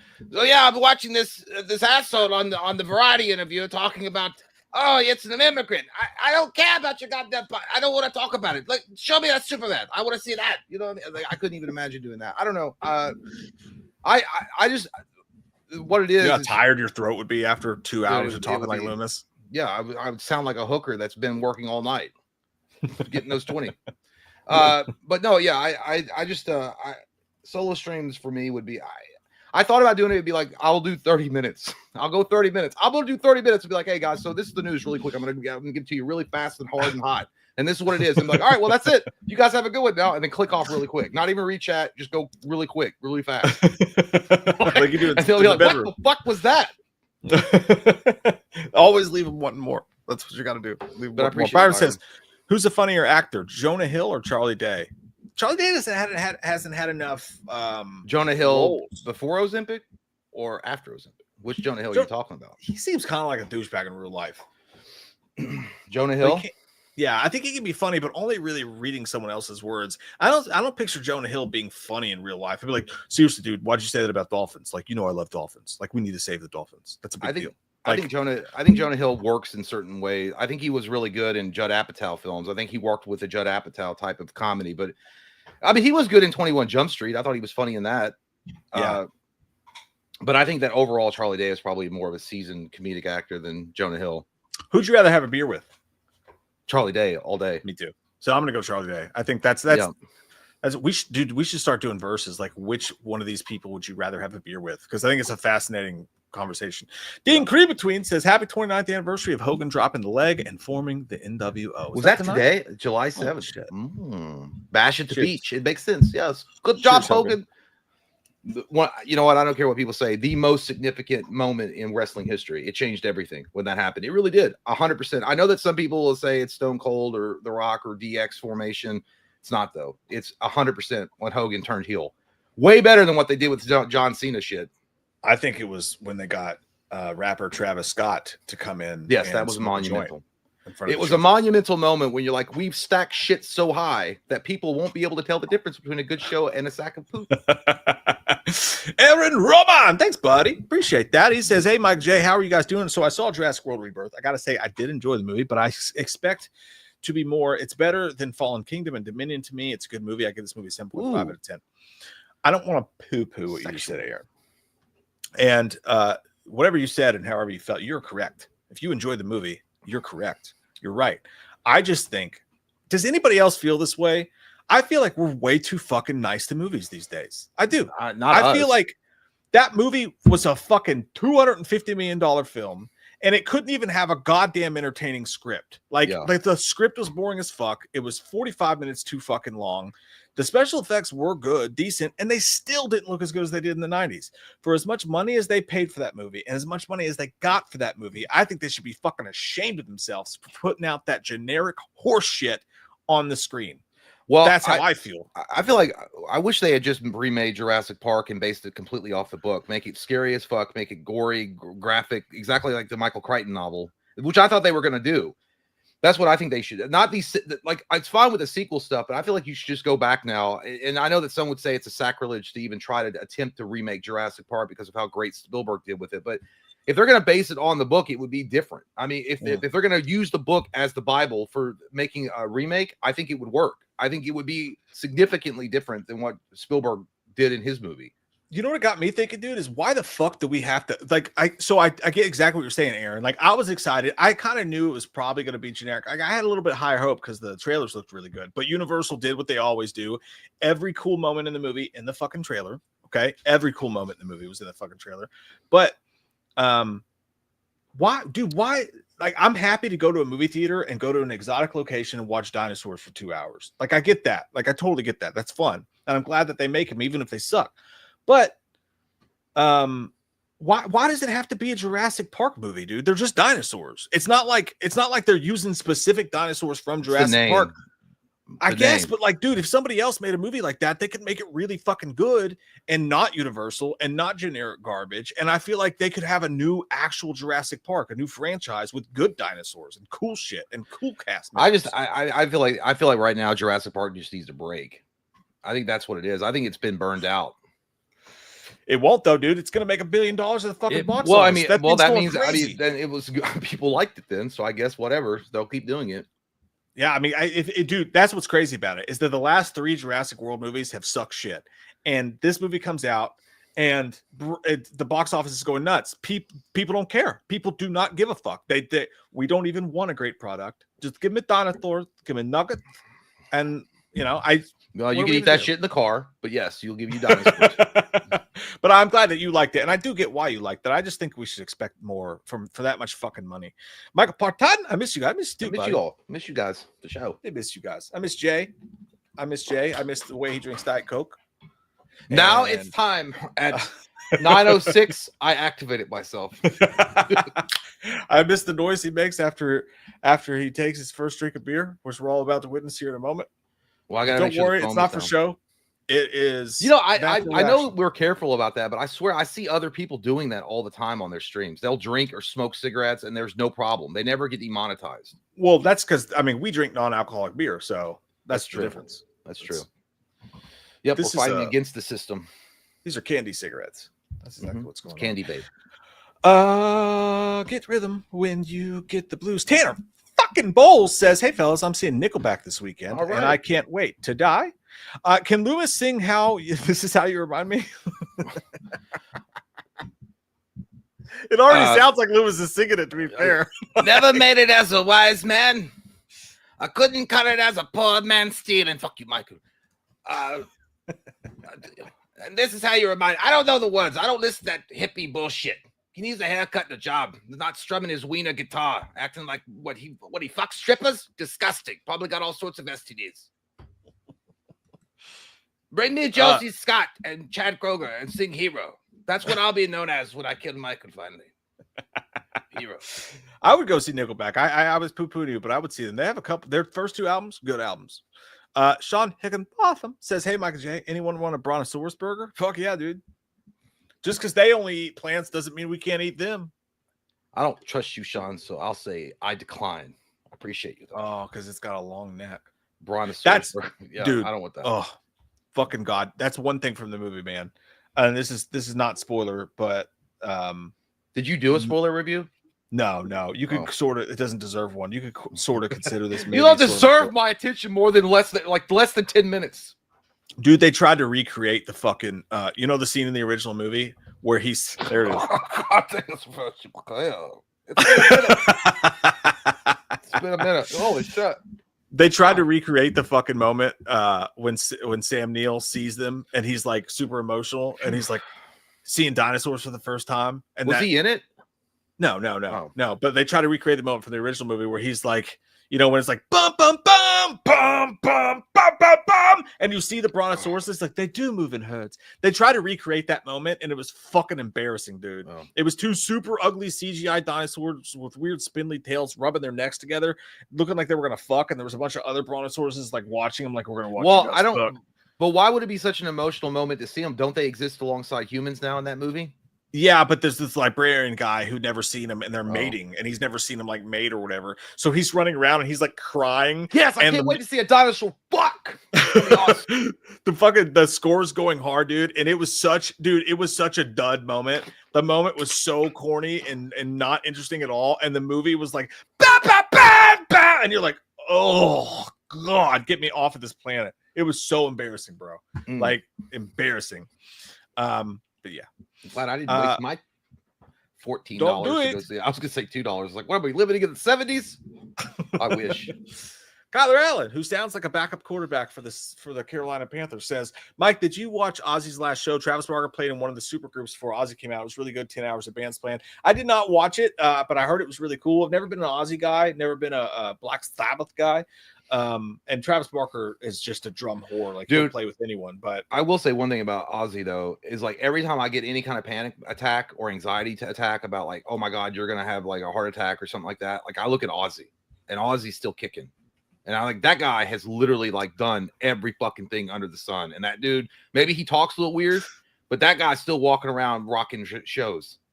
So he's a hero in my opinion. Like he's the anxiety killer when I look at that guy, like him or any of those dudes from those times.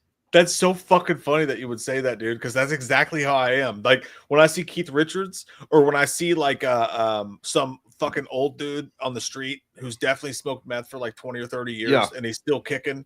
And he's just shirt off walking down the street. He might be babbling to himself and talking about the electric machine. Yeah. But like I see him and I'm like, that guy's still fucking alive. I just have heartburn, bro. Yeah. It's like I just have fucking heartburn. Stop being a pussy and rock out.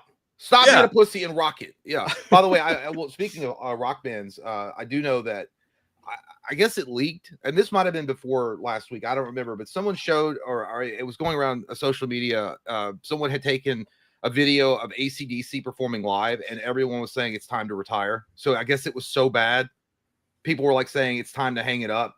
I don't know. I didn't, but I did hear about this. Like apparently their show was really, really bad.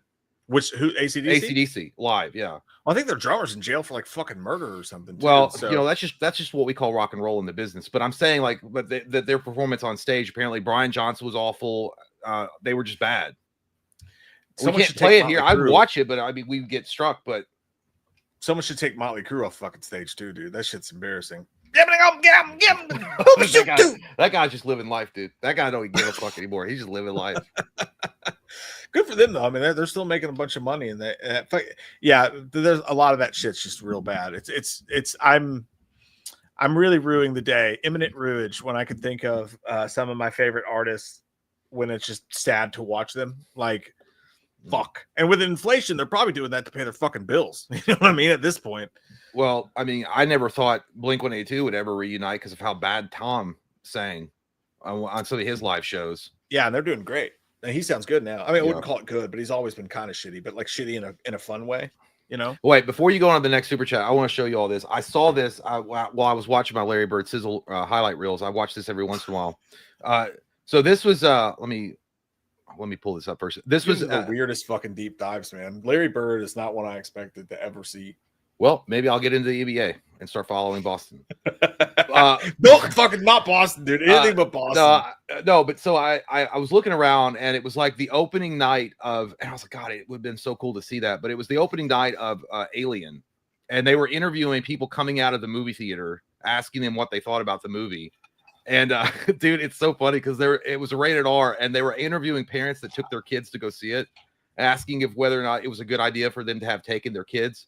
And one guy was like, probably not. And then the other guy was like, yeah. He's like, I hold on, I'll show you. It's so funny. Hold on. Yeah, all right. Fast forward. Okay. Present. Shout. Yes. Show it to me.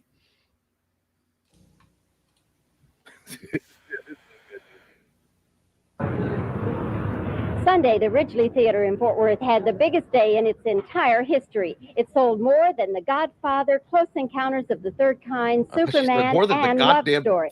But the biggest surprise to theater employees is the number of parents bringing young children to see Alien. Did you know that this was an R-rated movie when you brought him? Yes, we did. Are you glad? Yes, we did. Yes. Ned Flanders. I am. Are you glad you saw it? Yeah. Watch this dude. This guy's funny. See Alien? No, ma'am. I think you should have seen it. It's something that he needs to know that things could happen in life. Dead serious. We never know what's going on the outside of the world. Yeah. Did the movie scare you at all? Yes, ma'am, it did. We take him to see a lot of horror pictures and things like, because we like horror movies, horror buffs. Like them horror films. Would you recommend to your little friends who are your age to go see it? Little. I'm old man, lady.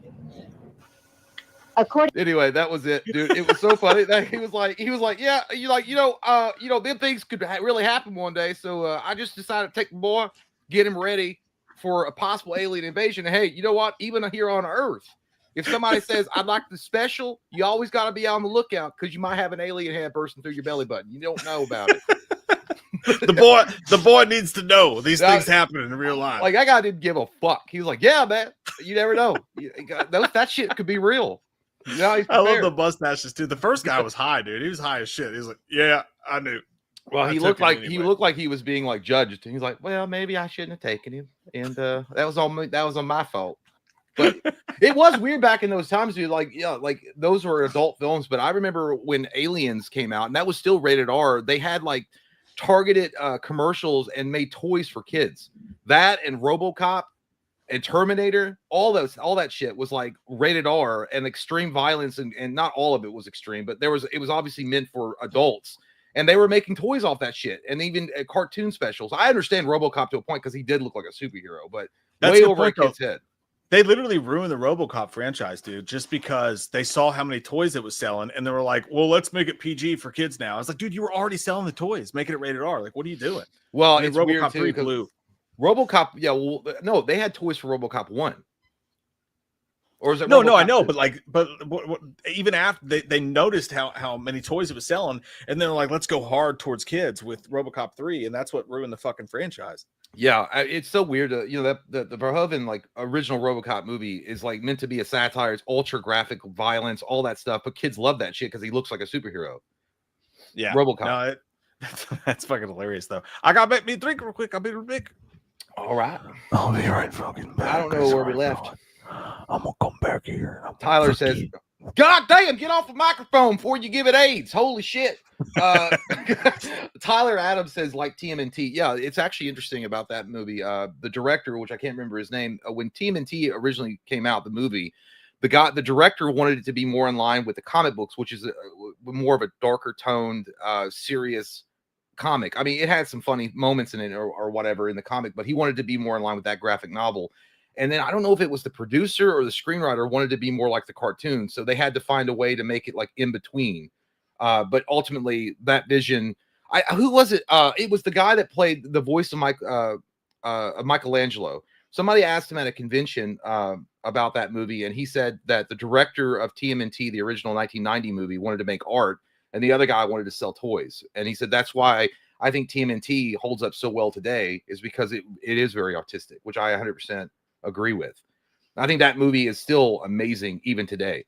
So I was telling him in 1990 when the original TMNT came out, the director, they interviewed the guy that did the voice for Michelangelo and asked him about it. And he was saying that the director wanted that movie to be more in line with the graphic novel of the Turtles, and the producer or whoever, I don't know, the screenwriter wanted it to be more like the cartoon. And he ultimately wound up being in the middle. But the Michelangelo voice actor guy was like, he's like, I think why that movie holds up so well today is because the director wanted to make it art, which is why everybody still talks about it. It still looks fucking awesome, and it's still great.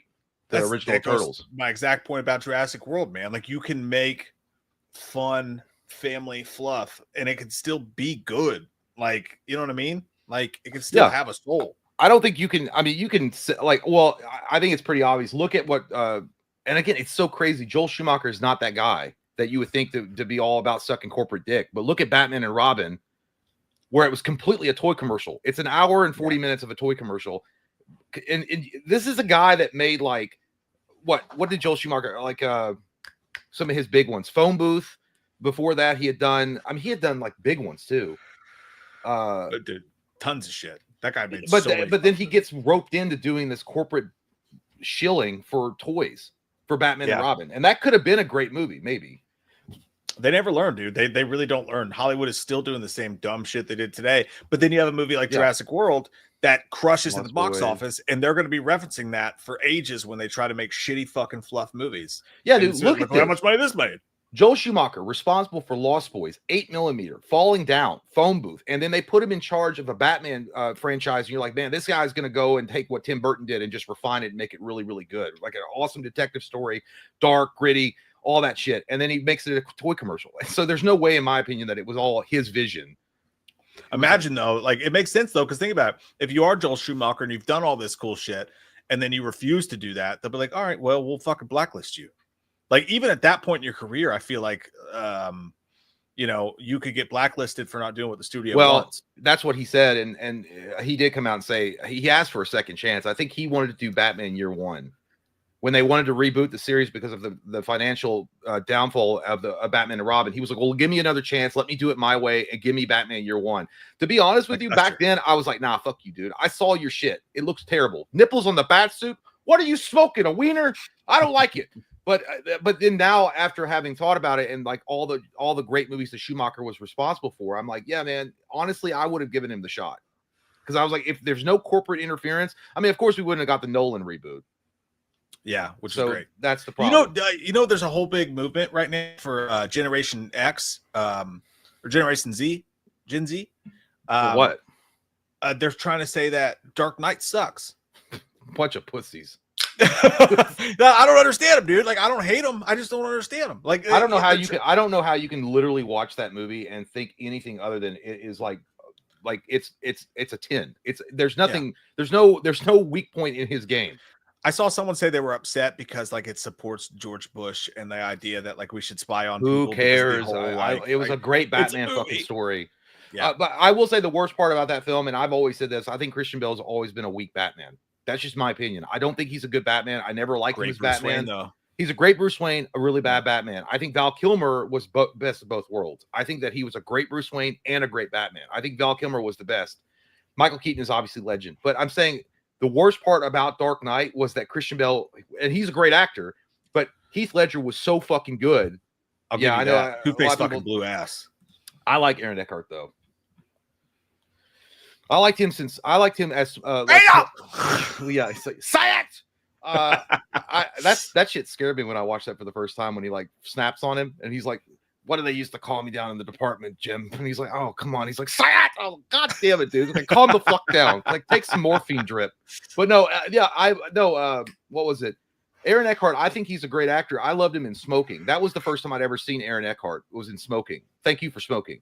Yeah. And I thought he was awesome. So I was like, and he did look the part. Like I could see him looking like Harvey Dent, but they did kind of like wash his character down a little bit. Don't just stare at it, Alfred. Eat it. Yeah, dude, I don't like. Here's the thing. It was so simple that Zack Snyder made it so simple. He just used a voice changing box on his throat because he has all this money to do that. And it was like, it sounds awesome.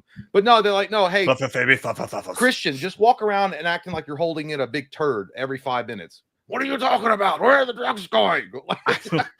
I think Ben Affleck, I wouldn't argue with someone if they said he was the best Batman. I mean, I generally, like, I know he definitely looks like the best alcoholic Batman I've ever seen. Like 100%. Like, dude, the workout scene.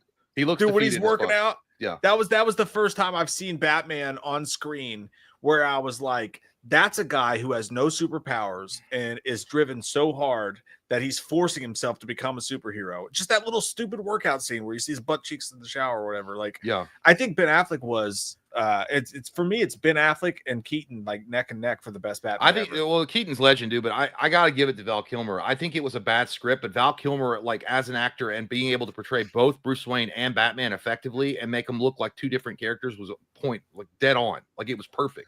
I think he was a nice, weird Batman. I don't think I picture him as Batman, but he was a really cool, like alternate Batman for me. I don't know. I feel like if he'd had a better script to work, honestly, I think if George Clooney had a better script to work with, it's not like George Clooney's a shitty actor. I mean, you're talking about like a guy that was awesome in Dusk Till Dawn. That's what I thought we were going to get, like a gritty Batman, and you wound up with like a metrosexual. Like, yes, I read Southern Living. You're like, what? But the thing about Clooney that I can't give him credit for is because he was both a bad. And granted, you're right, he was in a terrible movie, but like he was a bad Batman and a bad Bruce Wayne. Like he was good at neither. George Clooney. Yeah, no. Well, I George Clooney. I don't know, man. Like he's a good actor. I just feel like that script was designed to sell toys, so it didn't matter who you put in that. It was going to be. Let me ask this: who do you think is the most overrated Batman of all time? For me, it's absolutely Robert Pattinson. I think he's a terrible. I don't think he's overrated because I think people shit on him all the time. I think people shit on him all the time. I don't. Oh, dude, all I see is people blowing Pattinson all the time. His dick is sparkly. Have you not seen the Twilight movies? But I think it's terrible, Bruce Wayne. Dude. I like that. Well, I think he's a bad Bruce Wayne because in that movie he's not supposed to be. He just wants to be Batman. He's not got to the understanding yet that he has to have a dual personality. Like he's retreating into his trauma and he has to be Batman. So that I understand why he's a shitty Bruce Wayne because he doesn't want to be Bruce Wayne. He just wants to be Batman all the time. So he's still young in his career. I will say, I think like overrated Batman. It's Bale, right? It's Bale. It's always Bale. Because people praise him all the time. And I will say, Batman Begins was awesome. Liam Neeson was great as Ra's al Ghul. All that the story was amazing. I love the suit in Batman Begins better than any of the other suits in the Nolan trilogy. 100%. I feel like the Batman Begins suit is the best suit that they ever used. Yeah. But I feel like Bale. Again, while an amazing actor, he just didn't, for whatever reason, he didn't fit Batman to me. Yeah, he overdid it. He overacted. I mean, I think he just flat out overacted the Batman role. Like I saw somebody say Adam West before. I'm like, Adam West was perfect. Like for that, he was like the Roger Moore for James Bond. Like that was supposed to be a goofy take on Batman. Yeah. I think he nailed what he was supposed to be for that. Let's get back to what you guys are saying in the chit chat.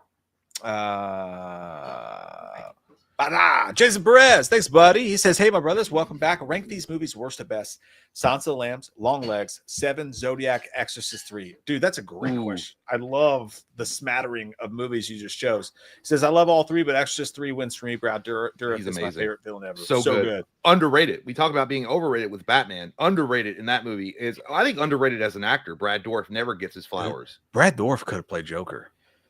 Dude, William Dafoe was up for it, and I think he would have been an amazing Joker, but we wouldn't. He would have been. But I think Brad Dourif could have pulled it off too. He could. Brad Dourif's an amazing rank those worst to best. For me, worst. You're gonna hate this. Well, no, I mean, I think. Damn, I don't like to do this. I don't. Long Legs is gonna be my worst on that list, but I really do like Long Legs. Next would be Exorcist 3 for me, and I like that a lot too. Next on this list would be they're so good. This is tough. I have to go Zodiac, even though I love it, and then I would go Silence of the Lambs, and my top movie would be 7 on that list. It's probably the same. I think Long Legs. Long Legs is the worst. Zodiac is next for me.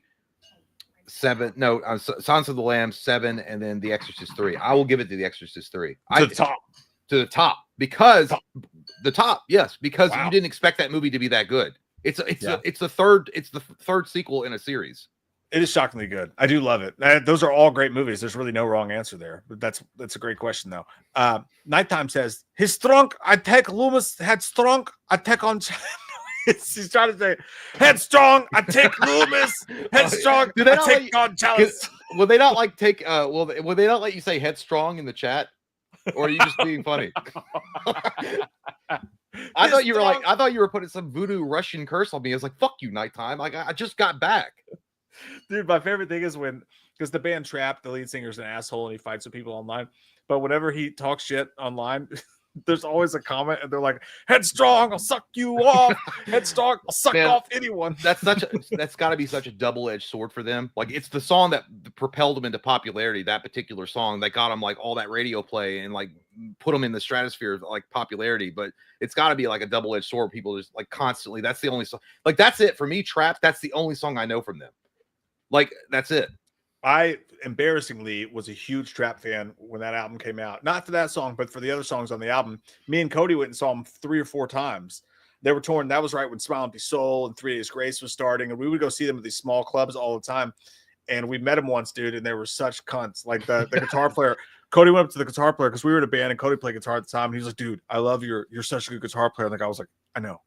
I was like, "Oh my God." Tell me something I didn't already realize. Yeah, like what a douche. I woke up this morning and looked at myself in the mirror. I was like, "Can God make it more perfect?" No, thank you. I wake up in the morning and I piss excellence. I appreciate a little peon like you and your little shitty band with you get your instruments from a hand-me-down. Are you poor? You look poor.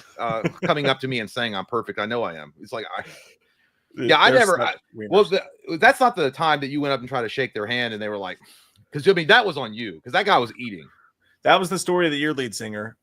Yeah. They were opening for Metallica at Rupp Arena in Lexington, and me and my friends were like skating and like just hanging out around Rupp Arena. And I just went to a Wendy's, and the lead singer story of the year's there, and he's just trying to eat his fucking chicken sandwich at Wendy's with his girlfriend. And I walked up, and I was all sweaty and shit. I was like, "Dude, I love your band." And he was eating fries. Yeah, and he dude, literally went,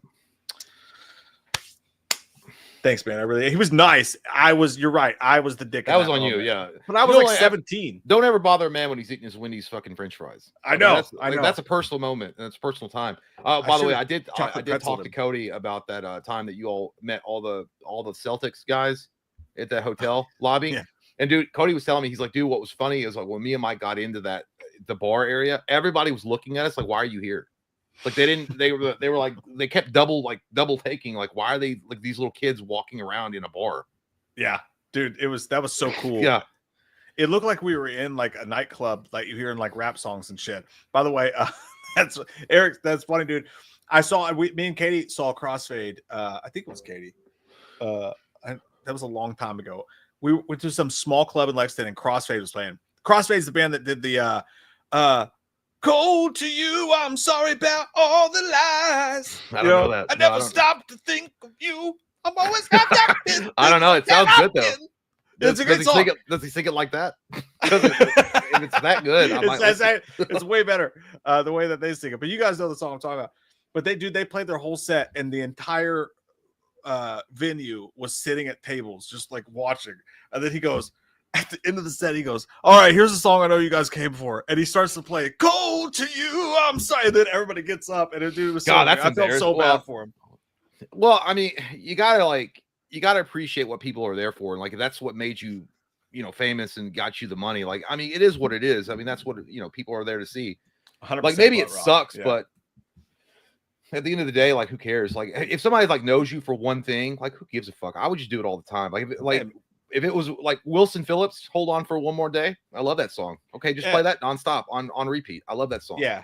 No, that's what I say. Dude, imagine being like, just for instance, like Blink-182, like all the small things. They have to play that every fucking night. Or and they hate it, but people paid tickets and they want to see it. Damn it too. But like All the Small Things is their biggest song, so of course you get sick of the song. That's their biggest song. All the Small Things. Oh, easy. Yeah, it's not their best song. I thought definitely. I really did think it was Damn It. No, Damn It was before they even blew up big. It was on the album that just went gold at the time. But yeah, Gail Swallows, says Sean Higgins. Gail Swallows. I told you not to bother when I'm cleaning my room. I'm working on a shirt, by the way, that says it looks like It Follows, but instead it says Gail Swallows on the thing. I'm trying to make that happen. We met that guy, the guy that played Doofy. Oh yeah, David Sheridan. Yeah, it was like, it's not like we met him, like we went up to him. We were outside smoking cigarettes. Shut your fucking mouth, Deshaun. You shut your fucking mouth in this house. Deshaun, shut it. Fuck you. No, yeah, we were outside smoking and he came out there, David Sheridan, and he bummed a cigarette from one of us and was like talking to us. He was a really nice guy, definitely drunk, but really nice. And he was like, he was tan. He was super tan, dude. I wanted to touch his face because it looked all oily but slick. He passed out in the sun. I know. Yeah, dude, 100%. He's like, it looked painful. He looked like he passed out in the sun on a golf cart. Like he looked like that kind of guy, like a Weekend at Bernie's dude. But he was like, what do you guys do? Like after we had talked to him for a minute, because we didn't like go into about his career or anything like that because we didn't want to be weird. But he was like, what do you guys do? He was still, by the way, he was dressed as Doofy. So he had the whole thing, and I'm pretty sure he had the underwear on too. Yeah, and he was like, I was like, well, we make like stupid YouTube videos and like review movies, and he's like, but what do you do? Like he was annoyed. I'm like, dude, I just answered your question. Like I got pissed too. I was like, why are you like saying it like that? He's like, what do you do? I'm like, why are you giving me attitude? And then he was like, I was like, maybe we also mix some parodies in there. Like we're like a shittier version of SNL. And he was like, I don't know about that. I'm like, I don't know if that's an insult. But I think he did say, he's like, oh, I've seen your guys' shit. I like it. I think he just said that because he wanted to be like, oh yeah, you guys. I know who you guys are. He was definitely lying. But then he's actually a fan though, because he was talking about that he was going to convention. Like he loved going to conventions because he had like this big poster, this movie poster that he was trying to get all these actors to sign. Like he was collecting the autograph signatures for like, I don't remember what movie it was, but he's an autograph hunter. So, he had to be nice to us because he bummed a cigarette off us. He didn't have to be. I mean, and then I saw that dude from what American Horror Story the really attractive guy with black hair. The lead guy from the first season. Oh, not David Duchovny. They all look the same. The guy that looks like David Duchovny. That guy was out. I saw him, and he like gave us a smile as he was like driving away in his awesome car, and he was like Dylan McDermott. No. It was I think it was Dylan McDermott. Was that the guy in the American, whatever the guy was, the main guy in American Horror Story was walking out, and then Mike got to shake fucking Doug Bradley's hand, which was bullshit because I was like, "Hey, Doug," and then he had already walked by. That was one of the worst. Like, I love you, Doug. You remember that song in Jukebox Hero? There was one guitar. Like, I felt like that moment. Like, it was like he was in the Mike went up to Doug Bradley as Doug Bradley was exiting. He was like, "Hey, Doug, I really like your movies," and so I was like, "I watch Hellraiser. I know about Hellraiser." And then I saw, and I was too scared to say anything. And then when he was walking away, I was like, "Hey, I like your, hey, Doug." It was really embarrassing. The funny thing about that is when we got there, because Scarefest fucking sucks and they're lying pieces of shit. Many things they did wrong. They didn't give us chairs. So when we got there and I set up our booth, Doug Bradley's booth was on the corner and his booth had like 17 extra chairs. So I actually stole our chairs from Doug Bradley's booth and like set them up in our little corner or whatever so that we had chairs to sit in. I wanted to tell him that, but I would have said something stupid to him if I'd even got a chance to, because I'd been like, "Yeah, I stole your chairs. Can you say your suffering will be legendary even in hell?" And he'd be like, "No." I'm like, "Okay, same thing. Thanks." I'm a fan. I'm a pretty big fan. Cruiser Sampson, Sinners. Do you think that the brothers thought they were untouchable? Meaning they robbed Al Capone and they came down south ready for things, but not vampires. Yeah, I think their whole aura was that they thought they were kind of untouchable, right? They lived to be fair, they lived in an era where the odds were stacked against them, and yet they just kind of walked around like they own shit. That dude was trying to steal beer from their thing, and he just shot the dude in the ass right in the street. So I would say, yeah, they felt pretty fucking untouchable. Yeah, I feel like they definitely didn't. Well, I mean, who goes to the deep south and be like, you got to worry about racists and other things going on in the 30s, but vampires, holy fucking shit. I think that they definitely thought they were untouchable. I feel like the only one I don't think, actually not both of them. I don't remember which one was the carefree one. Was it Smoke? I think so. Yeah. Stack was like the careful one. Like, I don't think that Stack went in with his eyes like completely closed or blind to the situation they were in. He was the brains of the operation 100%. So I think that's why he survived, because he adapted better, because he understood that when shit goes south, because we're in a really hostile environment, which obviously we can't be here without, worrying about some, redneck fucks coming and screwing with our party. I feel like he was already ready for something bad to go down. I think Smoke was one of the guys that thought, "No, man, we're good. Everything's fine. We're good. We got everything on top." I think that's where the contrast was. I think the one that was like 2 minutes younger, Smoke, was the one that was a little bit more, I don't care. Yeah, I did find it weird that he was giving sex advice to the teenager in the car on the way there, but that's a different story altogether. Love you, Chris. CJG 313 took my wife to see 28 inches bigger than mine. Mistake. Dude, those dongs. Got the forest of dong. Never forget America. It. Always talk about it. It should be on a card somewhere. It really was one of the pivotal points of the movie about how big that wiener was, because it was massive. I will say, I just got done watching. I went back and rewatched 28 Days Later and 28 Weeks Later, and I still stand by my original summary. 28 Weeks Later is the superior film to both. It just is. Is it a better story necessarily overall than 28 Days? Probably not. I feel like 28 Days Later is a lot more of an artistic film, and the way that movie ends was like, hello, when they're all standing on that hill and you don't know what happened. If that was the last film they ever did, I'd be like, that's an awesome ending. Because you don't know. But the fact that they did 28 Weeks Later and Jeremy Renner was in that, and everything that happened with the girl with the little boy with the two different colored eyes, and I don't know. I feel like it was just more of I like that kind of film where it's like action oriented with some like suspense horror stuff going around with the zombies, versus what we got with 28 Years Later and 28 Days Later. And I fear it's going to continue, because if the next sequel is going to be dominated by those fucks at the end of that movie, I think this franchise is getting ready to go to the turds. Apparently we don't know what the fuck we're talking about, because apparently we completely missed the point of 28 Years Later. We got some shit on that, Zed. I don't know. It happens. It is what it is. The Brits, they don't like Americans talking about their movies. They don't mind us watching them and paying for the box office, but I'm not talking about all of you. I love some of you and your big dicks. Mike Barton says, I will be DC depression if Superman bombs. I really want it to succeed. I don't want the Snyder cult to win. It's not about that, Michael. I want it to be a good movie. I really do. I don't have any.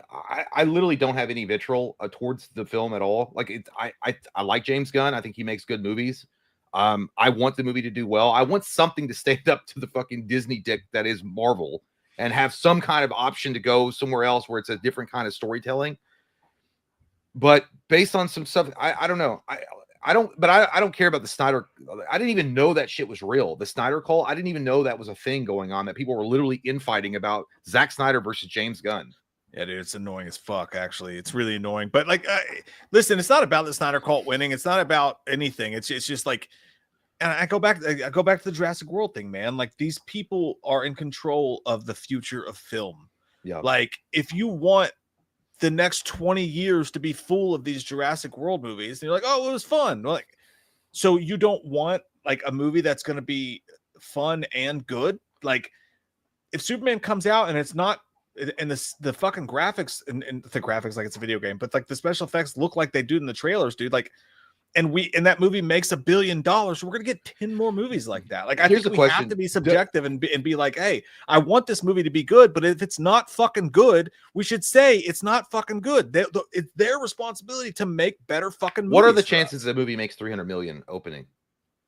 It could happen. I mean, I have no idea what's going to happen with that. I mean, they kept on changing what their projection was, and the last I checked, it was way below 300 million. But now they're saying it is. But again, based on what one of the other people that came out that didn't spoil it, but they said it's extremely divisive. Either you're going to love this fucking movie or you're going to hate this movie. Ugh. It just is what it is. I don't know if it's going to make, like, it's definitely going to do well because Superman is a universal logo, universal icon. People are going to be interested to go see it and see what that's all about. Whether or not it's got any legs to move forward in the future with James Gunn as the director, that's going to be the question. I don't know. I have no idea. Do I think that David Cornsweet's going to suck as Superman? No, I think he looks like he looks the part. Yeah. I have a problem with who they cast as Lex Luthor, but I don't hope it. I'm not actively hoping it to fail because I love Zack Snyder. Dude, I hope it blows my fucking dick off. Like, I hope that Superman movie comes out and it's the best Superman movie, nay, the best superhero movie of all fucking time. That's my hopes and dreams. I want it to be that. I really do. Yeah. I'm not rooting for the movie to fail. I think it'll be fantastic. I'm real worried that it's going to be kind of a turd. I think it'll be Fantastic Four. I think it'll do better than Fantastic Four 100%. I think Fantastic Four might flop, dude. I think it's going to flop. I think that there's going to be a lot of problems with that movie. And and you know what it is? It's not even Pedro Pascal's politics.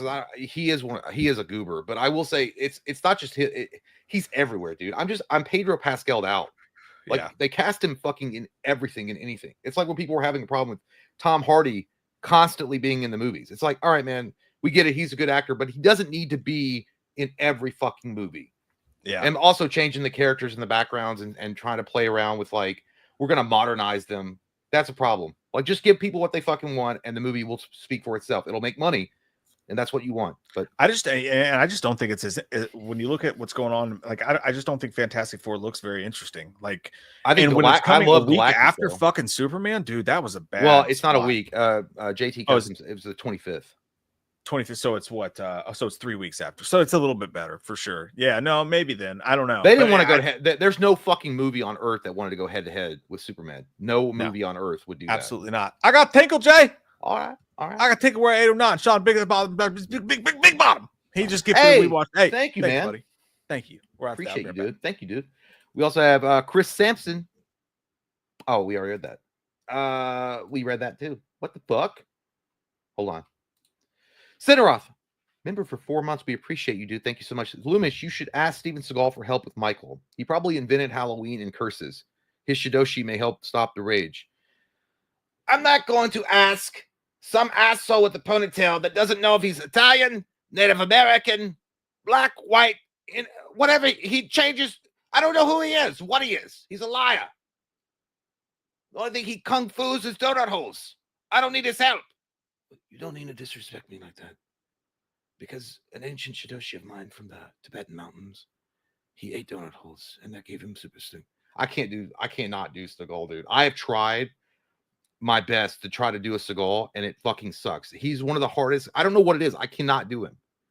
The best Steven Seagal impersonation I've ever seen was Will Sasso from Mad TV. He was amazing, awesome, and he had the look down, dude, so good. But appreciate you, Cineroff. Child of the Corn, happy anniversary to 96. Bash at the Beach, a hill is born. Yes, somebody else mentioned that as well. That's amazing. July 7th. That's awesome. And again, in my opinion, I think Bash at the Beach, the Hogan leg drop, the heel turn, most significant moment in wrestling history. I know that a lot of people disagree with that, but I think it changed everything. But thank you, Child of the Corn. It is a good anniversary. Jacob, I miss you, dudes. Hope the break/vacation was sick as fuck. Love y'all. Thoughts on the Equalizer films? I just finished all 3 of them. Like them all. I don't remember. I know I've seen the Equalizer. I don't remember much about it. But by the way, miss you, dude, and thank you also for showing up tonight. But I have to ask Mike. I don't know. I think I remember liking the Equalizer, but I never watched any after the first one. But I'm glad you had a good time with it, Jacob. Thank you, man. Sean Higginbotham says, "Hey, men's, how do you feel about the Burbs? Love it. What are you talking about? It's a great time. Are you talking about the suburbs? Like, if I could afford to live there, I would. But if you're talking about the Tom Hanks classic, it's a great movie. Wonderful film. I'm actually just surprised no one's mentioned it or asked us to do a commentary on it because it really is a good film. But yeah, that's how I feel about it. Sarah Campbell, hey, appreciate you. Gifted 1 Wham membership. We do appreciate you, Sarah. Thank you so much. Sean Higginbotham also says, y'all like Streets of Fire? Yeah, me too. Streets of Fire. You talking about the game? Isn't there a game called Streets of Fire? I can't remember. I might be dumb. Sorry, Sean. I can't remember exactly. It's not a game. Is it a game? Fuck, dude. I don't know. I like it though, because it's got fire in it, and it's probably an action film. So I like it. Jordan Cruz, been playing college football 26 all damn day, but took a break to pop in and say, I'm glad you boys are back. Now let's get some wham up in us. Hey, appreciate you, man. And have fun. Who's your team? Who's your team? Who are you playing with? We want to know. Come on back and tell us, Jordan. Come on back and tell us. His team is it's West Virginia. He's a West Virginian. He's a mountaineer. We like it. Yeah. You go up in the mountains and you rule. By the way, I traveled through your state the other day. Jacob I was born there, actually. He asked, he watched all 3 Equalizer films. Oh, I've never seen them. Any of them. I watched the first one. That's the only one I remember, though. So I'm like, Denzel, it's like, hey, watch chubby Denzel fuck people up. And then I need to watch Streets of Fire. That's a movie, right? Or is it a game? I can't remember. I'm pretty sure it's a movie. I've never seen it though, so I couldn't tell you. We have Sandy at Papito. What are your shoe sizes? I want to make you guys some gifts. I'll send an email with questions for P.O. Box. Hey, all right. Oh. I'm a 10. I'm a size 10. Don't judge me. I got Shaq feet. Fucking 24. No, I'm kidding. It's 10 and a half. It's 10 and a half. Make sure you send something to Jake wear with his new shorts. Make sure that, yeah, send some oversized shoes so I look like fucking Ronald McDonald walking around with fucking shorts on. Bro, I need some new fucking shoes. I appreciate that. Thanks. I always have a supply because April just gets them from Costco when they're on sale and I just wear them. It is what it is. I don't care. I'm not trying to get no Air Jordans. Big Monkey Nuts. Thank you, dude. Says, hey guys, great to see you and chat again. I hope everyone is having a great summer. Also, I loved during the trial reading, it basically boiled down to Fenton being like, I'll rape you. And the judge says, I'll rape you too. Yeah, dude. Like if you guys don't know, I don't know which stream it was. A couple of streams ago, Mike and I read an excerpt from an actual court proceeding. Crazy, even an actual court proceeding where this guy was talking about like crazy shit to the judge, and the judge, it was basically giving him lip back. It was great, dude. Tomo sent me another script. We'll read it. We will read that one on the Patreon stream this weekend. I kind of think that it would be so funny, dude, to actually dress up as Loomis and Chalice and redo that, because that was one of the wildest transcripts I've ever read in my fucking life. Yeah, it's so unbelievable that it was real. That's what throws me, is that it was an actual real moment that happened in a real life situation in a courthouse, and people were like, "You're okay with that?" Nobody stepped in. It was crazy. Joe Valentine recast LW. I got Reynolds. Okay, Lethal Weapon. Recast Lethal Weapon. I got Reynolds for Riggs and Fox for Roger. Ooh, that's good. That's good. Lethal Weapon's one of my favorite movies of all time. Reynolds for Riggs would be great. I would accept I think Timothy Oliphant could pull it off. Mhm. I think Lee Pace would pull that fucking thing off like a motherfucker. For Murtaugh, I'd go Idris Elba all day long. Idris Elba, dude. I think he'd crush it. Coleman Domingo, I think could be a good Murtaugh as well.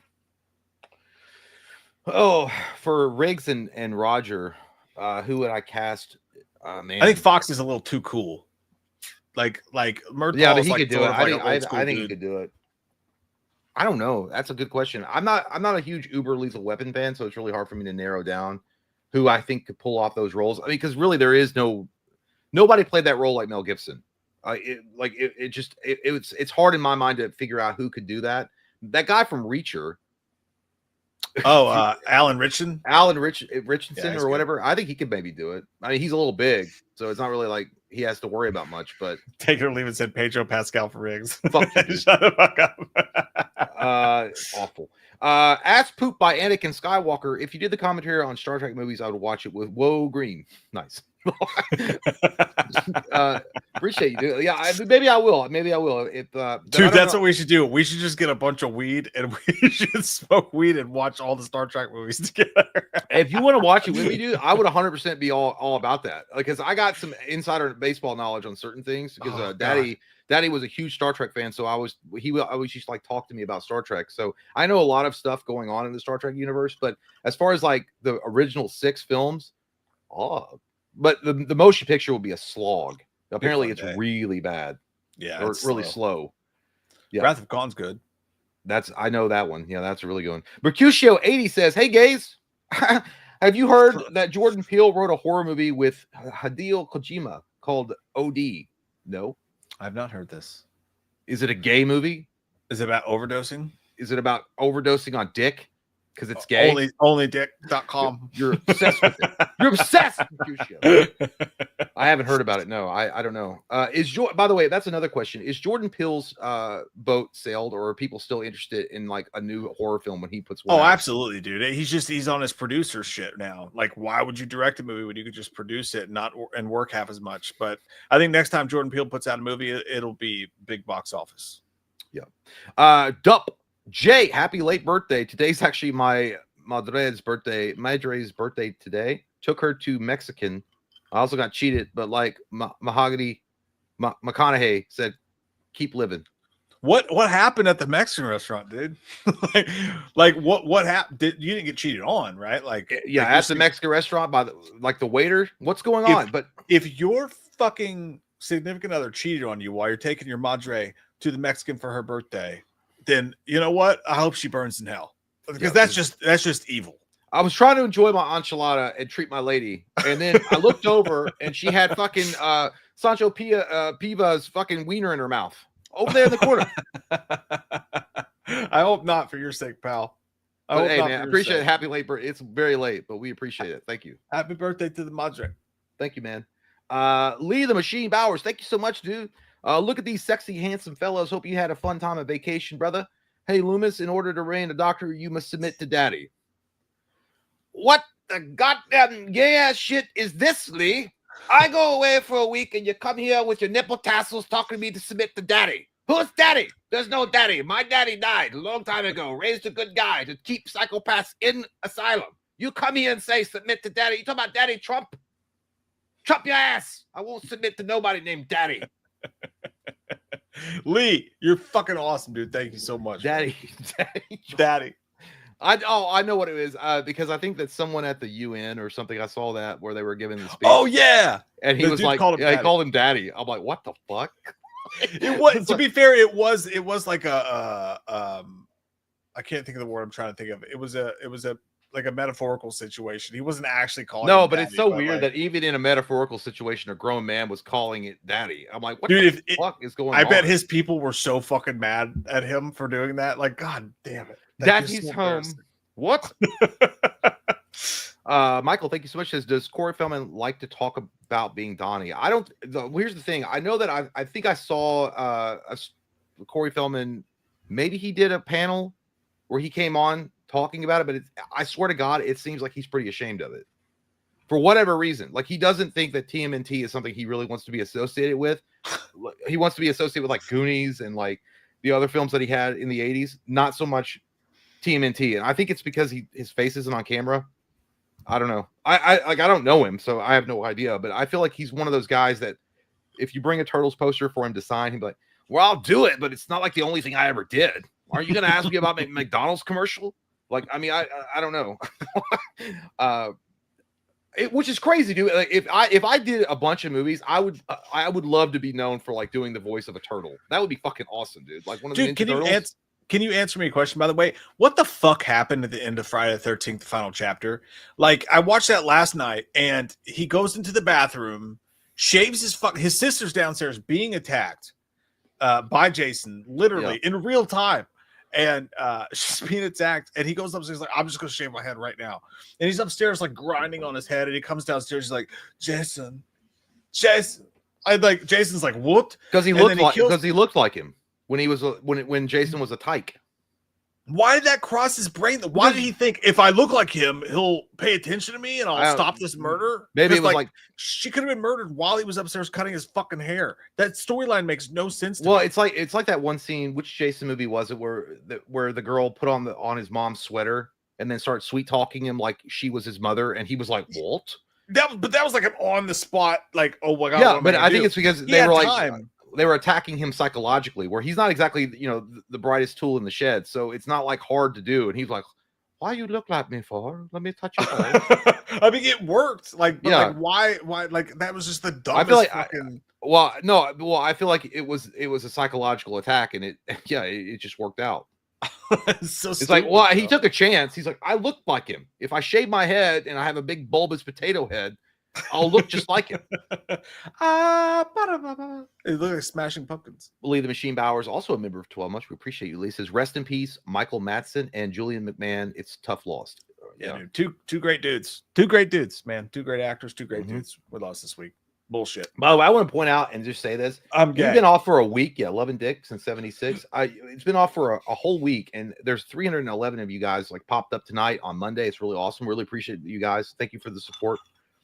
We also have Deshaun Cheney saying, Mike, have you seen Frank's BTS Friday the 13th photos? I don't know who Frank is. I slept with a man named Frank once in the back alley of an Arby's. However, I doubt it's the same Frank that you mentioned. I have seen the pictures of Linda Cardellini, and it's just Linda Cardellini in like a waitress outfit. My question to you, Deshaun, and to everyone is Jason going to be in that fucking show? I want to know. 100%. He has to be. I want to know what turns you on. I want to know. I want to know. But seriously, is Jason going to be in that fucking show or not? He has to Can be. they please just tell us if Jason's going to be in the fucking Crystal Lake series or not? It's time you tell the people. You feel like Loki when he finds out that he's adopted. He's like, tell me. But it's true. Chelly Beans, became a YouTube member. We appreciate you, Chelly. Thank you so much. John! Eric Hess, Loomis, your fly is down. Missed the group therapy session. Keep it up, boys. No, it's not. Stop looking at my wiener, Eric. Good God. Keep your eyes up here. Focus. It's not down. Eric's got a nice wiener. It was down. Hold on a second. Let me zip that python back up. Now we can get back to it. Deshaun Cheney says, went back to the 100,000 celebration, and damn, Mike was drunk as ASL. You were so drunk you got ASL. I was drunk as life. Yeah, you were. Yeah, it was apparently you were. I was pretty, I guess, bad off too, because I didn't notice it, except for like, hey, there might be an indicator that you're pretty bad off when you vomit the sink. I'm pretty sure I cried. I did multiple soapbox rants about how hard it is to reach 100,000 subscribers, and it was a dark night in Texas, but it was a good night, and I'm embarrassed that that's on the internet. In about 10 years, when we get to 200,000 subscribers, we'll do another one. You know what? 10 years. Just for fucking just for nostalgia's sake, when we reach 2,000 subscribers, I will buy another bottle of 101 2,000 turkey. Going back, it can happen, dude. It can happen. We'll start a new channel, and when we reach 2,000 subscribers, we'll get crazy. Honestly, dude, if we started a new channel, we'd probably reach 200,000 quicker than this channel. Well, we did try. We did was it Round Revenge of the Action Movie? Still alive. What was it? Action Jackson Films. Revenge I don't know what the action movie. Revenge of the Action Movie. Yeah. Great name. I wanted to call it Roundhouse Action. And then I was like, I think it's already taken. No, you were like, no, it's already taken. I'm like, you know what? I'm just gonna believe you because I don't feel like Googling it. I probably lied. I just probably did. I was like, but I don't feel like Googling it. So I'm just gonna go with what you said. But yeah, so you know, it was a fun time though. But I know that Mike was hammered, I guess, really bad. I just didn't notice it. Wild Willie says, Jay, if you enjoyed Rogue One, you'd love Andor. It's a deep look at how the rebellion forms, grows, and finds out plans for the Death Star. Season 2 leads to Rogue One. Okay, well, maybe I'd be into that. Like, I think I do. Wild Willie, I think you're the one that like was called out in the comments. And like that Wild Willie's full of shit, man. Like that show sucked. I think it was that one. But you know what? If I did like Rogue One, so maybe I'll give it a shot. Because I mean, it's got good rating. I mean, people do like it. Do it. God damn, dude. It's like one of those like heavy farts in the mic. Fucking do it, dude. Fucking do it. Oh my God. Yeah. You sound like fucking Deliverance when you're fucking John Boyd's ass. Here we go. Gary B, thank you so much. Says, Jay, what's your apple juice flavor of choice? Mike, how was Vacation? And how was Rebirth? I haven't had a chance to see it yet. Well, Mike's been ranting about it and loving it. Apparently, he thinks it's one of the best dinosaur films of all time. I think it sucked. You know what though? Honest to God, like I had a good time going to watch it because it's like vampires, well, dinosaurs on the beach, tropical location, summertime. It just, yeah, it was not good though. It was not good. Everything was in the trailer, man. Everything was in the fucking trailer, and same old wish wash. Everything special about you came out of a bottle type of fucking movie. However, Vacation was good. I enjoyed it a lot. We had a good time. Thanks, buddy. The pause between was William Shatner worthy. I had to go back. Vacation was great. We went to Maryland and had a great time. My apple juice flavor is right now it's Miller time because I can't afford Michelob Ultra right now. Well, I could, but I just don't want to spend that much money on it. So I mean, it's good. It's good beverage. It's my favorite beverage, but Miller Lights, it gets the job done when the job needs getting done. So tune in Saturday night. Jay's going to try new beers, and we might find one he likes. I don't think I've tried an IPA that's been good for me. Well, I think there was one like blonde. There was like a blonde. Like we went to one IPA bar, and they had like a blonde hair something. Yeah. It was pretty good. I'll try to find one that I'll find one that's totally disgusting for you because it'll be funny. But I'll also try to find a beer for Saturday night that you'll actually enjoy. We'll see what happens. We will see. Take it or leave it, says, fellas, Andor is the most badass and authentic thing about rebellion and revolution since the Patriot. You see, you made a burp come out of me because I was so like enthralled with your like endorsement for it. Watch it first, then watch Dos Horas. Missed y'all. I know. Missed you, buddy. I want to. I know that you mentioned Dos Horas. Is that the cartoon anime thing, or is it like an actual film? I know we looked it up before. I can't remember, but you know what? That's 2 glowing reviews. I might have to do it. Take it or leave it.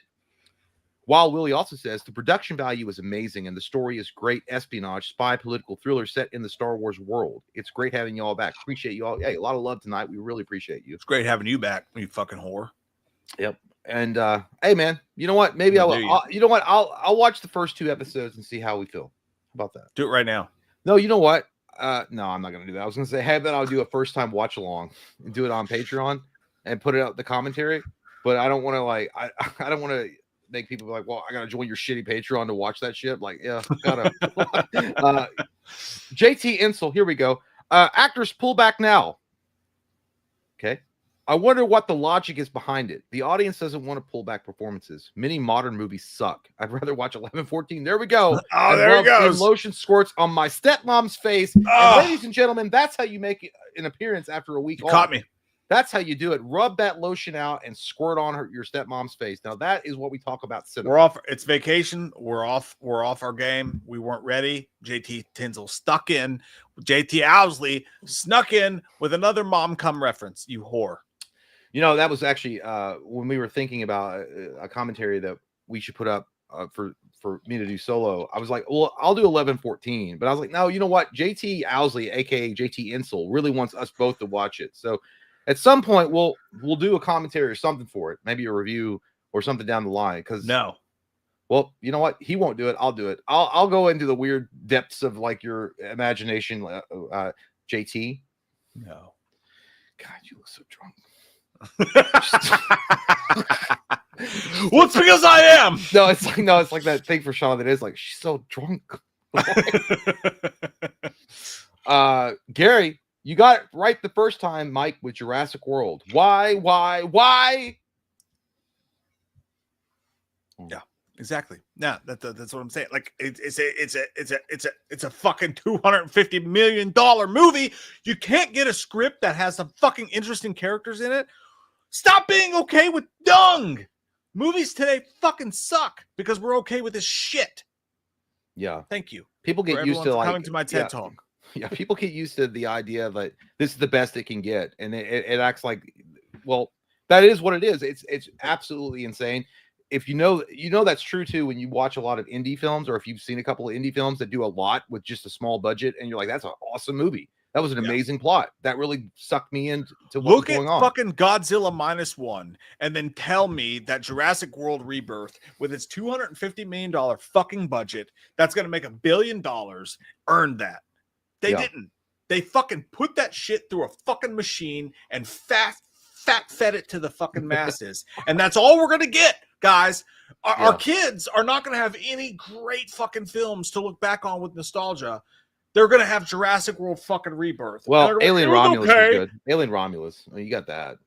But yeah, but like fucking but no good dinosaur movies. You son of a bitch. Fucking more, man. They should do better. It is true. 2025. How many years ago was Jurassic Park? 1993. 93. And it still looks fucking better and has a better story and has better actors and has better absolutely fucking everything from top to bottom. When are we going to ask our movies to be fucking better? When? You know, that is true. If you started, if you took out years, if you started in like 2016 and all the movies that came out in 2016 and you compared it to like all the movies that came out in 87, all the big movies, 87 is going to win. But if any movie of that decade and the 90s, even early 2000s, will usually beat out everything that's come out since, I would almost say, since post 2012, we've been in a fucking black hole of complete bullshit. It's been recycled after recycled storyline, lazy writing, lazy casting, soulless marketing. It's been a while since actually a film has come out well, there are a few exceptions. Don't get me wrong. There are some really good movies that have come out in those span of times, but usually it's just like, it's a marketing machine that has just become a soulless creature that eats up any type of creativity, and they give you this slop and say, now like it. Dude, saying that this new Jurassic Park movie, it's pretty great, actually. It's better than the last 3 Jurassic Park films. The last 3 Jurassic Park films sucked fucking dick. They sucked fucking big, fat, floppy, 28 years later dong. If 28 years later can come back, and I don't fucking love that movie, but like if that can come out today and do something special and different at least, like why are we accepting this fucking dog shit? And I think that like it's a fucking steak when it's a hamburger off the floor of a fucking Wendy's. Yeah. That's all I'm saying. That's how they make their chili. I'll be right back. I gotta go pee, but we're gonna be at 9:12 with Robin Barker. Robin, you son of a bitch. You motherfucker, Robin. Batman would be so disappointed. Keop isn't as vital to Jurassic Park as people think. Remember, Crichton co-wrote the first Jurassic Park, including stuff from his book. Keop, Coep. You fucking stop spelling it wrong. Coep and Spielberg screwed Crichton with Lost World by wanting a new book, but ignoring almost 100% of it. That's the thing, dude. Like, so if you don't know, David Coep wrote the original Jurassic Park movie based on the Michael Crichton book. Crichton? Cripes. And it was obviously it's Jurassic Park. It's great. So you say, oh, he's coming back to write this. It's going to be great again, right? No, says I. Because what happened was, the studio probably went to David Coep, and they said, write another movie. This is exactly how we want it to be. We want it to be safe. We want to have the tiny little dinosaur for the kids to go buy at the stores. We want to have this region of the world covered. We want to have this character. We want to have Gen Z covered with this character. We want to have this covered. They gave him an outline of exactly what they fucking wanted, okay, to please the masses. And it worked. They made a fucking billion. They're going to make $1 billion off the movie, right?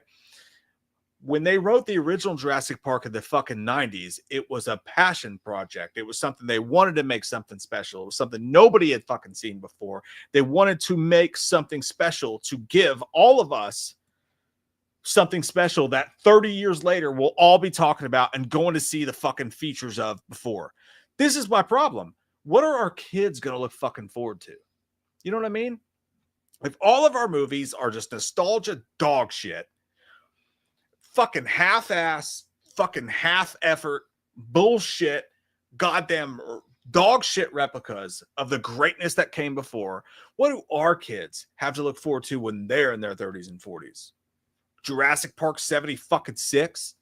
It's fucking horseshit, man. And they do it because they'll accept a $10 million paycheck or whatever it is. They'll fucking type it out on their typewriter. It's easy. It's by the numbers. It's a fucking formula, a very simple formula.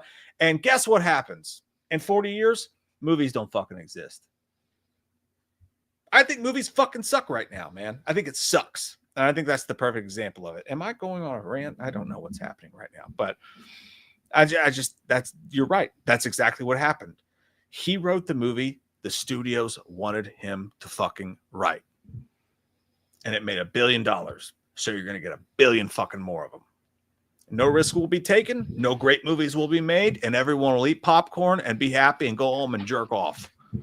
Dude, I keep on, when I sit down, because I'm not used to wearing shorts, I keep on pulling them down further because I'm like, oh my God, my crotch is going to show. I feel like one of those girls with like my skirt. I'm like, oh, hold on 1 second. Let me pull. Because I don't, it's so weird. Anyway, sorry. It's okay. You're getting a lot of hate for this Jurassic Park. I don't mind. I'm going to tell the truth. I'm going to tell my truth. I'm going to bang, bang, bang the drum, Jay. Gary, we read that already. Yo, that was already read. Michael Parton says, if they're going to keep making Jurassic, I'm going to keep asking for a Jaws reboot. I need a new movie or a new video game. I love playing Jaws Unleashed. Oh, yeah, dude, Jaws Unleashed was fun. I remember that game. Fucking Jaws or Jurassic Park Rebirth was another The Meg. It was The Meg. It was The Meg on fucking ice skates, man. That's The Meg is Jaws. Jurassic Park is fucking The Meg. What do you think? Why do you think they can't remake that movie? Like, why is it so hard to remake? Like, again, I'm not the biggest Jaws fan. I think Jaws is a good movie. I never got the hype for it. I understand why people loved it though. It looks great. But I'm saying, like, why is it so hard for them to recreate something like that? Is it because the Spielberg magic? Is it because he's a great? Is the director? Obviously, he's the captain of the ship. Because they won't use practical effects. No one knows. Dude, I'm willing to bet that nobody in Hollywood even knows how to make a fucking Jaws with practical effects at this point. I bet there's no people who know how to fucking do it because they haven't asked people to do it. So whatever you do, if it's Jaws, it'll be CGI, it'll be ass, it'll come out, it'll make $1 billion, and everybody say, "Don't you like fun?" And it could have been special, and that's where we are. You know. But would you be behind them remaking or redoing well, I would 100% be behind them doing a Jurassic Park remake at this point. If they were going to follow the book and make it dark and scary and full on rated R, like full on horror movie, I think that would be incredible. But would you be behind them redoing Jaws? Because that's another one that people were like, no, don't touch. What's the difference between Jaws and any other shark movie? What's the fucking difference? I mean, Jaws is 100% above any other horror movie revolving around sharks. It was like, I can appreciate it. Like, it didn't scare me as a kid when I watched it. It's just not one of those movies that personally I find like amazing, but the acting was top notch. The filming of it was great. The effects did look incredible, especially for the time. But a lot of people don't want them to ever touch that again. Like, well, Jaws, watch Jaws, right? Watch Jaws, and what do you see? You see a movie that happens to appeal to mass audiences, right? You don't see a movie that was created. I wonder if the shark to mass fucking audiences. Well, the shark is an immigrant. The shark is an immigrant. Just trying to make its way. That's just it. It's trying to make its way, and it came from international waters, and it's trying to get a meal on the coast of America. No, I'm kidding. But you never know. Like, dude, Hollywood is so fucking obsessed with like pushing political ideologies into everything they do that that the creativity suffers.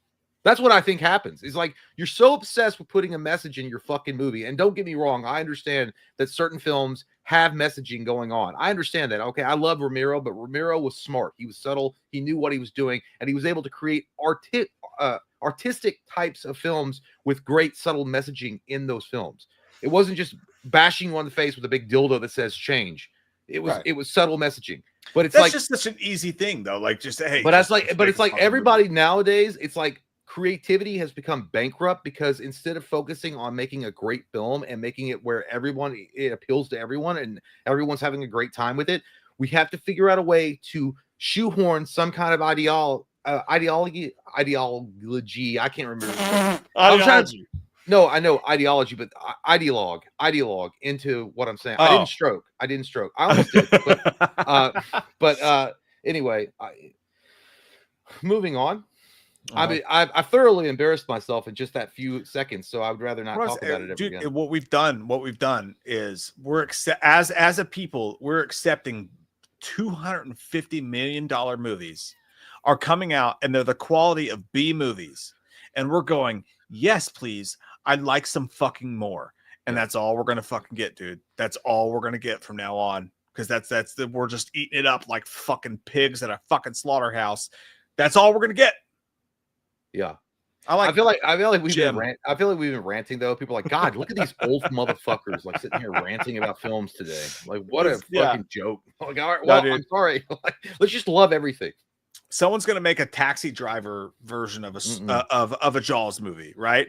And it's going to come out, and it's not going to make money, and then all they're going to do is make bullshit Meg movies again. I mean, I just think, dude, the Meg too. I actually April wanted to watch it, so I rented it like 2 months ago, and I never seen it. It was such a terrible movie, so fucking bad. Like everything, I couldn't even like. She loves Jaws. Like April is a huge Jaws fan. She loves that shit. She couldn't even get through. Like we had to turn it off like 30 minutes to go because it was so bad. Yeah. It was such a bad movie.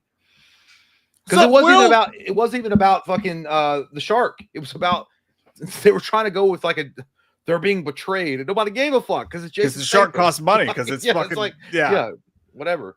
Just make a fucking practical. If someone makes a practical effects shark movie, then you can call that Jaws. That's my opinion on it. Otherwise, it's just another bullshit shark movie. Yeah, somebody's like, well, why don't you motherfuckers go to Hollywood and do it yourself? Like, because no one will hire us. That's why. I tried. They said no. Okay, so I know where we are. We're on Aaron Roman again. I'll be right back. Okay. Thank you so much. Aaron says, if Michael Keaton wasn't chosen to play Batman, what actor should have played Batman? Harrison Ford or Kevin Costner? Both great, both amazing, especially during that time, which would be late 80s, 89. Who would have been more? I think that you'd have two different types of Batman. You'd have, if Harrison Ford played Batman, you'd have more of the roguish type of Han Solo, Indiana Jones type of cavalier level of Batman, which he could have pulled off. I think that would have been pretty cool. Bruce Wayne, not so much, in my opinion. I don't think he would have been able to pull it off. Because even when he was playing Dr. Jones and not Indiana, I had a hard time believing it because he just had that aura about him. I personally think that Kevin Costner, I know, sacrilege to say, but I don't think that he's a better actor than Harrison. Well, no, you know what? I will say I'm going to nod my hat to Kevin Costner. I think Kevin Costner is a better actor personally than Harrison Ford. I think Kevin Costner could have pulled off both. He's a little kind of there's something about him though, as like it would be kind of hard pressed as Batman because I don't know. It would be, but as Bruce Wayne, without a doubt, Kevin Costner could have pulled it off. So I'm going to go with Kevin Costner. Final answer. Let's go. No lifeline needed. Jalil, thank you so much. Says Long Legs versus Bring Her Back. I've not seen Bring Her Back yet. I'm planning on watching it, but Long Legs is incredible. But I will save that for Mike since he's seen both. But appreciate you, Jalil. And Aaron, also great question. Michael Parton also says, if John Carpenter made Batman, he cast Kurt Russell as Batman, Frank Doubleday as Joker, Jamie Lee Curtis as Catwoman, and Donald Pleasence as Penguin. You know what? That sounds like a fucking alternate reality that I would love to see that film. 1,000 fucking %. If John Carpenter made Batman, that would be amazing. I mean, it would be so weird and different and off the cuff. I would love it. And Kurt Russell as Batman, I love Kurt Russell, dude. I think Kurt Russell is without a doubt, if they had made an X-Men movie back in that day, like late 80s, early 90s, he would have been the perfect Wolverine, 1,000%. Batman, I'd still watched it, but he probably wouldn't have been that great of a Bruce Wayne. Donald Pleasance's Penguin. Well, that would have been fine because I mean he did do Goldfinger as a bad guy. He'd probably be able to do that. Yeah. Jamie Lee Curtis's Catwoman's terrible. Don't you ever speak that evil to me, Ricky Bobby. No, I disagree with that one. Yeah, but the other one's good though. Yeah, I like what you said. By the way, here you go. I chose Kevin Costner. This is from Aaron Roman. Oh man, you can't go wrong with either. Well, I think I'm going to go Harrison Ford though. Well, I think that Kevin Costner is a better actor than Harrison Ford. I just do. I think Harrison Ford is a one-note actor. I don't think he's bad, but Kevin Costner can do all. He can do drama, he can do action, he can do romance, he can do all that. Harrison Ford usually just tends to Rich, have you never seen Romancing the Stone? No, yeah. 6 Days and 7 Nights. He also did. He's done movies before like that, but I feel like Kevin Costner is more versatile. I don't think you can go wrong with either. I think they're both great choices. I would have loved to have seen those, but I would pick Harrison Ford if I had to pick one. Okay, and then Jalil, I've never seen Bring Her Back, so I'm Longlegs, dude. I'm Camp Longlegs because it had the serial killer story, it had the occult stuff. Bring Her Back was good, but it was so fucking depressing. Not to say Longlegs was like fun, but it did make you laugh. Is Longlegs more of a horror story than Bring Her Back? Because Bring Her Back, from what I've understood, is more of a drama with horror kind of in the nougaty center. Both. Yeah, the nougat. Why'd you steal the Snickers bar, son? For the nougat? Yeah, they're both horror for sure, but like my personal taste leans to Longlegs. Bring Her Back was just so fucking sad and depressing. Well, so I would rewatch Longlegs first. The reason why I even bring that up is because the Raka Raka interview that they did on some Good Morning Australia or whatever it was, they were asking them, they're like, "Oh my god, it was so scary," and I was like on the edge of my seat, and my titty, I literally started lactating from my nipple, and I haven't been.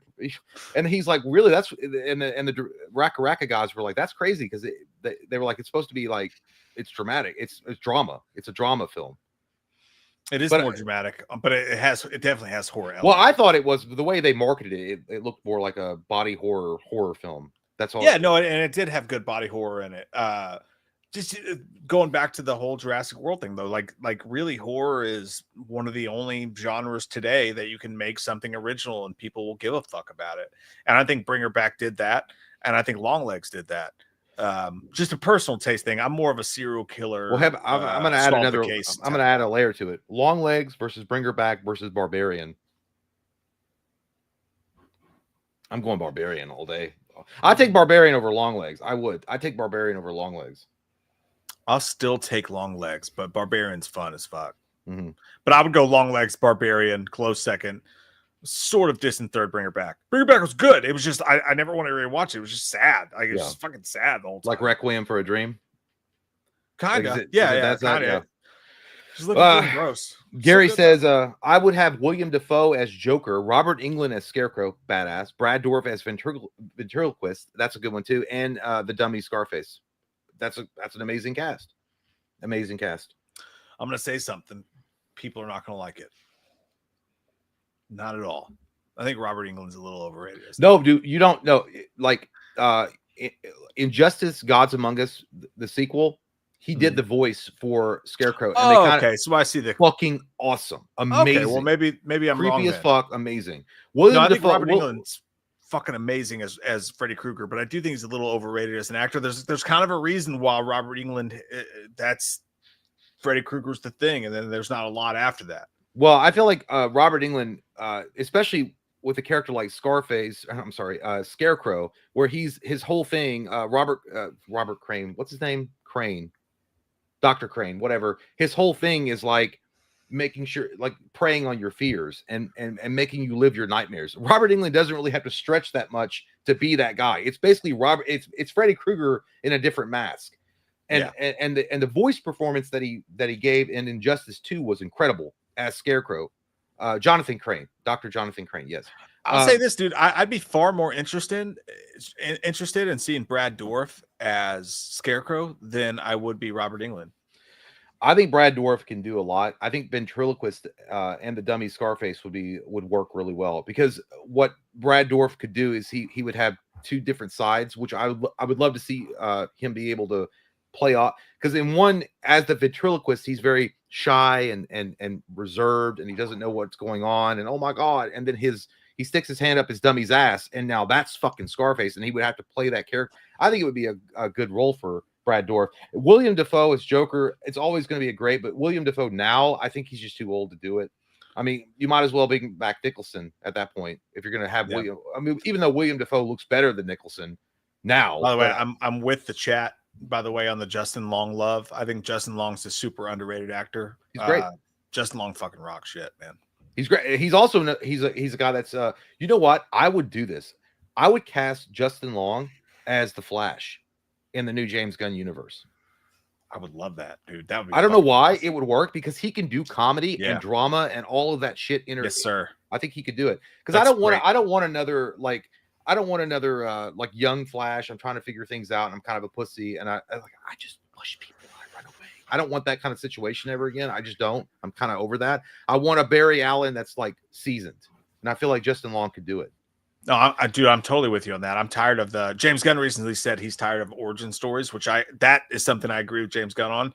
Same thing with Flash. Just give us a season Flash, man. I know, but everybody Grant Gustin has already come out and said he wants to be a part of the James Gunn universe. Of course he does. Well, I mean, but I give him credit. Grant Gustin is a good Flash. He is good. I feel like they killed that show when they were like, "We are the Flash." Like, no, bitch, you're not. Barry Allen's the Flash. You're fucking his sideman. You're like the guy in the chair. You're not supposed to be the Flash. I hated that shit. That's when I started losing interest in that show. I actually did enjoy The Flash, the TV show, for a little while on the CW, until they started doing this shit where all the team members were getting the storylines and literally the main character was pushed to the side.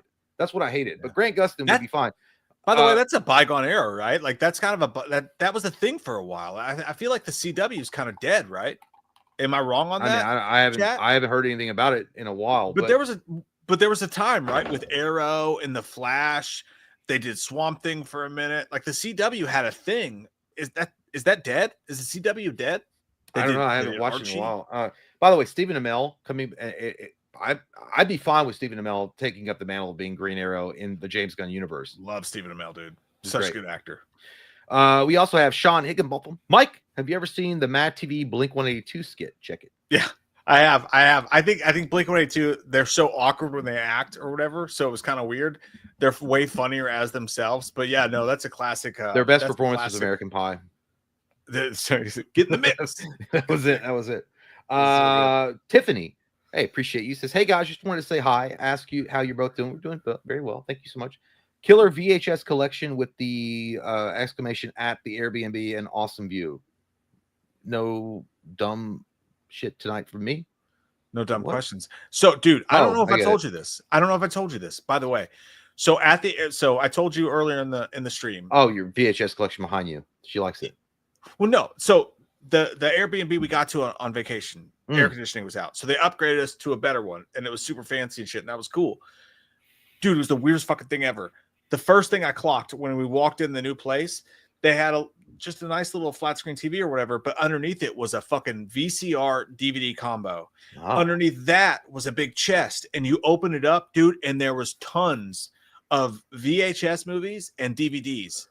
And the fucking crazy thing about this was, at this random Airbnb, dude, 90% of the VHS tapes were erotic thrillers, like Striking Distance, you know. How many times did you send the family to bed early? Like, hey, it's gonna be a big day tomorrow. We're gonna go to the beach. Dude, I put a video on Patreon of me going through the movies or whatever, just on my phone, just like a shitty like film grain video or whatever.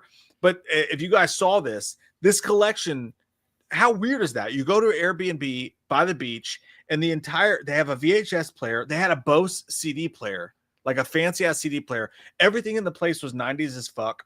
The wallpaper was 90s as fuck. They had all these VHS tapes that were like, Fair Game, fucking Striking Distance, fucking Dead Calm. Almost every VHS in there. They had some other ones. They had The Matrix and Independence Day, which was cool. But like they had VHS tapes and a VHS player, and it was all like erotic thrillers. And I'm thinking, we were sitting there. Me and Katie watched one on VHS. It was so cool to watch. We watched Dead Calm on VHS, which is Billy Zane, Sam Neill. dude, it's so fucking cool to go back and watch a movie on VHS because you have to turn the volume up super loud or else you can't make out the words. It's like such a different experience. But yeah, dude, that was fucking. It was cool. It was cool as fuck, and it's weird because they were probably filming us fucking. I'm glad that you cleared that up because I'm dumb, and I thought that hey, she likes the collection behind you of VHS tapes. And by the way, I will say there's no dumb questions here. We're dumb, so it's fine. Give us all the dumb questions you want because we need that kind of IQ level. But appreciate you, Tiffany. Thank you so much. Thanks, Tiffany. Sean Higginbotham, Jay, you like Final Fantasy? FF9 25th anniversary. Love Final Fantasy. One of my favorite RPGs, JRPGs of all time. Final Fantasy 7 is great. Love Final Fantasy 7. It's my second favorite of the Final Fantasy series, but my number one, which a lot of people say is controversial, but I don't care. I like to live on the edge. It would be Final Fantasy 8, and I hope they remake that. Final Fantasy 9, I know that people love that. It's a great story. I personally, when I remember playing it, I was like, why do they look like fucking Disney characters running around with they're like fucking animals and shit? But I did hear that there is rumors that they're going to remake that too. And that would be cool if they did remake it. Jay loves his Final Fantasy, and I've always loved that about Jay. Thank you. I would watch Jay play Resident Evil, and then he'd pop in Final Fantasy. I'd be like, all right, I'm going home. That's fine. This is above your pay grade. It's fine. I can't do it. Yeah. This beverage D-Land is a tequila, it's Castores, and some lime juice. And it's all non-alcoholic because you can get it all non-alcoholic. Yeah. As you can hear from our voice, we're as sober as a bird. Always. We're sober as a bird. We don't touch the stuff. Gary, thank you so much. Says, did you hear the outfits and Sinners were bought from Marvel because they were going to be in a canceled Blade movie set in the 20s? No, but that's interesting as fuck. And I'm glad that you mentioned that, Gary, because wow, what a disaster shit stream situation that we have going on with the Blade film. So bad that I think the actor has come out and pretty much dog shit all over Marvel from like you guys have put this in development hell. You guys don't know how to make this movie for some reason. It's one of the easiest movies to make. Blade is literally one of the easiest films to make and put it on screen. And you guys continuously fuck this up every time. Yeah. But yeah, I didn't know about that, but that does make sense. It does seem like something that could be in a Blade movie set in the 20s. I don't know why you do that.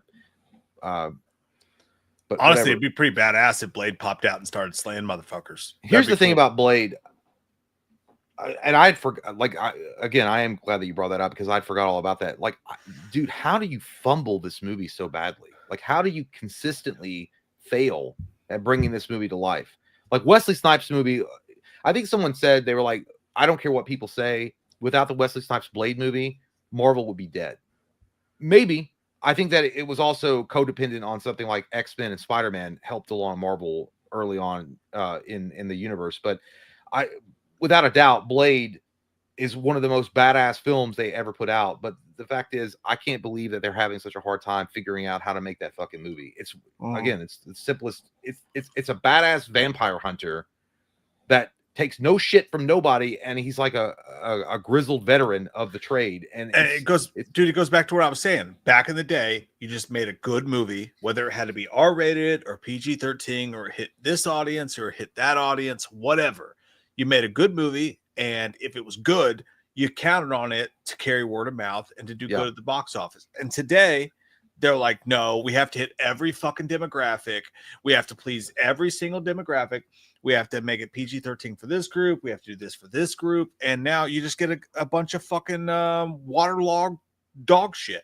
Yeah, well, you get a cookie cutter film that looks like the last film. The other film looks exactly like it's the same uniform pressed type of film that comes out from Marvel. They don't want that's the thing, dude. They don't want a good, solid R-rated Blade movie that makes its money back at the box office. Yeah. They want a fucking PG-13 Blade that hits every demographic. That is a multi-billion-dollar movie. And it's just, it sucks. Well, you know why Blade works so well is obviously Wesley Snipes is legendary, but it's not just that. The acting and the writing were top notch because they weren't relying on an MCU backup plan. It was like, hey man, let's make an awesome vampire flick that just happens to be a comic book. And that's what they did. Their focus was, let's make an awesome vampire film about a badass vampire hunter that takes on Deacon Frost. And that's our movie. Yeah. That's our movie. And Dude, that was awesome. They could look at what horror's doing. It boggles my fucking tits, man. They could look at what horror's doing, where you have movies like Weapons and Barbarian or whatever, and just make a good, solid, sort of low budget movie that is fucking sharp and cool, and it could make you a bunch of money. They don't want to do that. It has to hit every fucking demographic to even come out now. True. And there's like, if somebody asked me like, what's 3 films or like what's 3 characters that are like the easiest films in my opinion to make and put out on the screen that everyone universally should love, and you could do it like a fucking slam a jam, and everyone would go wild at the box office, I would say Punisher, Ghost Rider, and Blade. Those are 3 films that are very simple to tell. I really think they're easy to tell, but for whatever reason, you stumble over yourself and you're acting like you're allergic to money. Like you don't know how easy you got it to take those characters and make them monumentally huge on the big screen and give it the same type of, like it would get the same kind of flowers and deserved recognition and praise as something like Sinners, like with Blade, if they did it fucking right. Just tell the story about a vampire hunter that was, his mom, while she was pregnant, was bitten by a vampire. This kid comes out as half vampire, half human, the Daywalker, and his whole goal is to take down and fuck up vampires with a badass rap song soundtrack in the background. I'm dirty. I get all the way down the garbage. But memorize it, take a picture, write a book. I don't give a fuck. Mystical. Give me some mystical. Give me some of that Blade album shit. I gotta pee, man. I gotta pee. I'll be right back. But yeah, all right. It's crazy, man. I don't know. And even the actor, which I personally, the actor that was going to play Blade, I didn't know anything about him, but I'm glad that guy's coming out and finally saying, he's like, hey man, I've kind of like given up on it. Like these guys are fucked. They don't want to make this movie. They just don't. And I think Mike's right. There's too many check boxes that they're trying to go through, and they're trying to like, fine tooth comb everything about a potential script to make it like appeal to certain groups or not group. Dude, it's not, just don't worry about that shit. Just making a vampire. Just make the vampire movie. Just do it. Make it rated R. Make it awesome.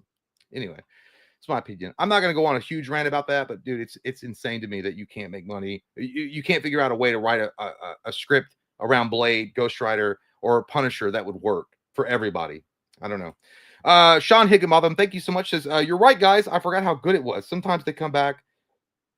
Sometimes They Come on My Back is a great Stephen King movie. Oh my God. I love this channel.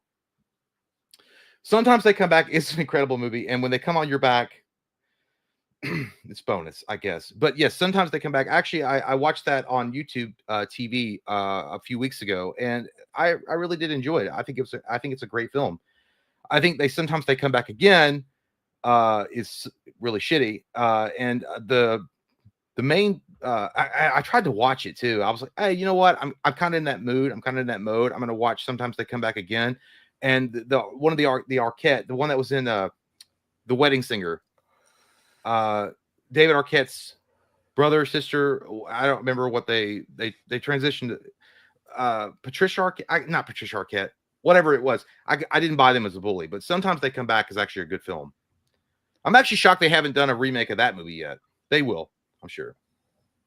But it's a great movie. Connor Goldowski says, anyone else notice Rootin' Tootin' Texas has disappeared months ago? Also, Mike, I broke into your house while on vacay and hid Jay's old dildo. Find it. I wish I could go well, back you know what? I've been noticing I've been missing something from the bedroom life. And fuck you, Connor. Fuck you. I'll be honest with you. There was, when I was at the beach in the sand, there was a slight pink rocket digging out of the sand, like at an angle, and I was like, that looks like a dildo that I once enjoyed with a woman. Not for me. Not I didn't enjoy it. It wasn't for me. I enjoyed it on her. Let's move on. Hey Connor, you know, with your PFP, the way that you asked that question, that's exactly the face that would be like your PFP is exactly the face that question would come out of. Yeah, remember. Yes. Are you rootin' tootin'? I think you're rootin' tootin', but I do remember. That's what I thought, dude. I thought he's rootin' tootin', and he's wishing that we remembered him. Mm-hmm. I'm sorry that we forgot about. I love rootin' tootin'. I don't know. He tooted his way all the way to another country. I guess I don't know what happened to him. another YouTube channel. Yeah. Nighttime says, Chalice, you should tie Loomis's hand to his thigh She would look like he's jerking off. Why you act all excited about that, my Tom? You fucking voodoo's cursing asshole. Listen, you put this hand on this thigh. All right, it's not coming off. All right, I will find a way to fuck this hand into submission because that's what a man does. You find a way. Men find ways. Hey, tired? Get up. There's no excuses when you're a man. No one's coming to help. Do it yourself. You try to put my hand on your thigh. Just remember one thing. A good supply of body bags. I was waiting on you to say what, and then you didn't do it, but it's fine. Austin, thank you so much. I know you guys have seen the new Invisible Man, but have you seen the original? Guy oozes personality, kills hundreds, and his voice inspired Mark Hamill's Joker. The original Invisible Man, I don't. I think I might have watched it like as a kid. I don't. I could not tell you anything about it, but I'm sure I've seen it. But I agree. I mean, it's a legend for a reason. Everybody remembers that film, at least in some way. And did they base the new Invisible Man on the original, or was it just that was a Blumhouse thing, wasn't it? I can't remember. Yeah. I think they veered pretty far from the original, their origins. Yeah, they did. You gotta watch them origins. Tyler Mickenturf, thank you so much, says, howdy boys, missed y'all. Hello. Either of you ever think about 90s comedies that seem to go by the wayside? There was Soap Dish, Noises Off, Fierce Creatures, etc. I wish those and others got more attention. Shit, dude, I lived through the 90s and I don't remember any of those fucking things, but I kind of want to go check them out now because everything today is so sterile and dog shit. Like maybe that's cool. Maybe those things are cool and I want to watch them. Yeah, I mean, like 90s comedies that went by the wayside, I mean, to me would be like The Pest. Was that the 90s? 99 or was it The Pest? And there were some other Kids in the Hall. Pretty funny. Kids in the Hall, Class Act. Blade Brown is the biggest asshole I've ever seen. And then it gets like there's a lot of 90s comedies that didn't get the praise it should have got. House Party, I think, did. I was going to say House Party is dope. Yeah, but House Party, well, I actually enjoyed all the house parties, but dude, it was a different Men time. at Work, Brian. Yeah, Men at Work was dude, great. Men at Work. What a fucking not only did it have one of the rare instances where you have Emilio Estevez and Charlie Sheen in the same movie playing brothers, by the way. I think they were brothers in the movie. You also have Keith David, who's the fucking like a badass dude that he is. Like, what was he, like a janitor? I can't remember what his. And then he like gets caught up with with their misadventure. Dude, Men at Work is such a great fucking movie. So underrated. Yeah, good question. I love Men at Work, dude. Watch that shit tonight, guys. If you haven't seen it, take it or leave it. Says Ducere, three rogue priests. Watch first 3 Andor eps. Okay. Do it now. Now that you mentioned the 3 rogue priests, I remember. No, I got it. Thank you. Take it or leave it. Gary, the new CGI Predator looks terrible. Give or take. Yeah, no, it could be. Like, I thought Prey was super fucking overrated. I didn't think the trailer for the new Predator was that bad. Like, I can see where people were getting mad about it when they zoomed in. It looks like shit. Yeah, when he opened his mouth, that was a little CGI, but there was a lot of practical shit going on too. Like, it didn't look that bad to me. And you know me, like, I'm a fucking stickler for CG. It really didn't look that bad to me. We'll see what happens. Well, it was like Clueless. It's a total Monet. From far away, it looks great, but up close, it looks all nasty. Exactly. We have Sean Higginbotham. Me watching the new Superman. Somebody save me. Don't you ever bring Smallville into this chat. But by the way, I know there was a lot of fucking people that were begging Tom Welling back in the day that they were pissed that Brandon Ruth got offered the role of Superman when they were like, you already have a slam dunk in Tom Welling. But Tom Welling didn't really want to do it. Like he'd already given his sentence. I think he was like, I've done like 8 seasons of fucking Smallville. I don't want to be Superman and do that whole fucking thing anymore. The only thing that I think that they could have done, and 100%, I think that even now he would be a great Lex Luthor, is Michael Rosenbaum, which he's also doing Inside of You podcast. Dude, that guy 100% nailed Lex Luthor. I mean, I know that Smallville was a WB show, and then it became CW. It was like that, but I feel like Michael Rosenbaum really did do a great Lex Luthor, and I feel like he would have been. If you're gonna go that route, I would have cast him. Obviously, the slam dunk would have been Cranston. What's his first name? Bryan Cranston. Bryan Cranston, yeah. Bryan Cranston is 100% the slam dunk, but Michael Rosenbaum as Lex Luthor way better than I will say. I will say that I saw the clip from Superman of Superman going into Lex Luthor's office and like throwing him around and shit. And while it still looked like a video game fucking cutscene, graphics wise, Nicholas Hoult and I'm anti Nicholas Hoult for the most part, but him in that moment, he was a pretty good Lex Luthor in that clip I saw. So he's got a chance. He maybe, you know what, I'm going to give him the benefit of the doubt, but I personally. Nicholas Hoult to me has never been one of those guys I would put the hopes of the movie on. You know what I mean? Yeah. Like he was good in Warm Bodies. I think that was Nicholas Hoult. Mm-hmm. Like he did work well in that, but that was kind of like a romance like a rom-com with zombies in it.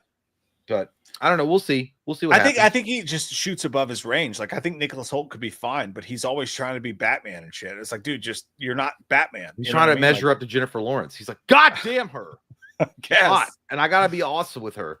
Eric Hess, Mike, call me Tal Bachman because I'm so high. High above me. He's so lovely. He gay. She. I think that's the song, right? I think she's so lovely. I don't know if that is. Shut the fuck up. I'm not gender biased. Corso Travis says, it moves. Thank you so much, dude. Member for 3 months. We appreciate you. Says Mike J. Bumblebee Tuna. Bumblebee Tuna to you as well. Can Lubus and Chalice sing Anything You Can Do, I Can Do Better?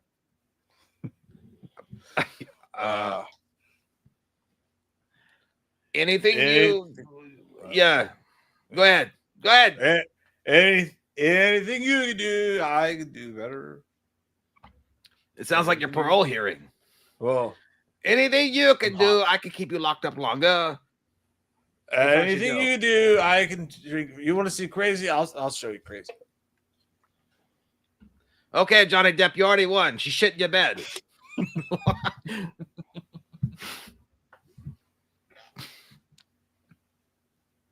Wasn't that the corniest thing, by the way? Like, if you guys ever watch the fucking when Amber Heard tried to catch him on tape, she tried to catch. She wasn't wrong though. But his mom had just died. She was trying to get him to be a bitch on purpose. Like she set up a camera, and like I think she thought she was gonna like a punch her in the head. That's what she thought. Yeah. But he just walked into the room. He's like, "Oh, it's crazy. I'll show you fucking crazy." And all he did was just drink. Yeah, he poured. It's just like he took a whole bottle of like $900 wine, I'm sure, and poured it into a big Tim Burton style goblet and drank it. It's like a mega pint. A mega pint. This guy's so horrible. He just likes to chug wine. Which Yeah, is like, weird. I'm sorry. It's not good for you, but like Jesus Christ. Like Jesus, Johnny, don't you realize that your mom died because of this? Like she was. Oh my god, dude. And the fact that a mega pint. A mega pint. Like I remember, like I had no choice. I had to watch that whole fucking trial because April was into that nonstop. But he was like, when that guy was like a mega pint, he's like a mega pint. Like he did that on the stage, like a mega pint.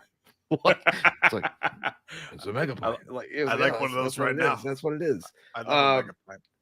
So here we go. Where are we going? Nope. I like bees. Glenn They Harris. pollinate the world. Thank y'all. Thank you, Glenn. Can y'all play the video of Fat Vin Diesel coming out trying to hype up Fast X Part 2, talking about reuniting Dom and Brian again? He gets the crowd to chant Vin Diesel. It's cringe as hell. Oh my god, dude, that's fucking bad. Oh my, just your description That's such alone. a specific deep pool, though. Like I don't know if our buttholes can take that tingle. If it's that cringe, it's like, hey, Vin Diesel. It's all about family. Vin Diesel. It don't matter if you win by an inch or a mile, you win. Just like you need to chant. I can't do Vin Diesel, but holy shit, dude. I just googled it. Nothing pulls up. I don't know. I can't find the exact video that you mean. You have to send us. Let me ask you all a question. Do you think that Vin Diesel's like over? Like his Dude, Vin Diesel's been over for 10 no, fucking years. but I mean, do you not think he can come back and do anything ever again? Like, you know, who the fuck? Why was Vin I don't Diesel know. ever fucking Vin Diesel? Like he was just a boring fucking bald well, fuck. I mean, like well, for me, he worked for Riddick, like Pitch Black. He was really good in the Chronicles of Riddick. Like he worked for those kind of characters. Yeah, I just don't get why anybody was ever interested in Vin Diesel at all. Like why was Vin Diesel? He was a bald, in shape, sexy dude. Was anybody like, man, I want to fucking wake up in the morning and be Vin Diesel? Like, no, probably. I don't think anybody did. No crust. No crust. Kyle, thank you some. Hey, you just now became a member, Kyle. What the fuck, dude? Why is it taking you so long, whore?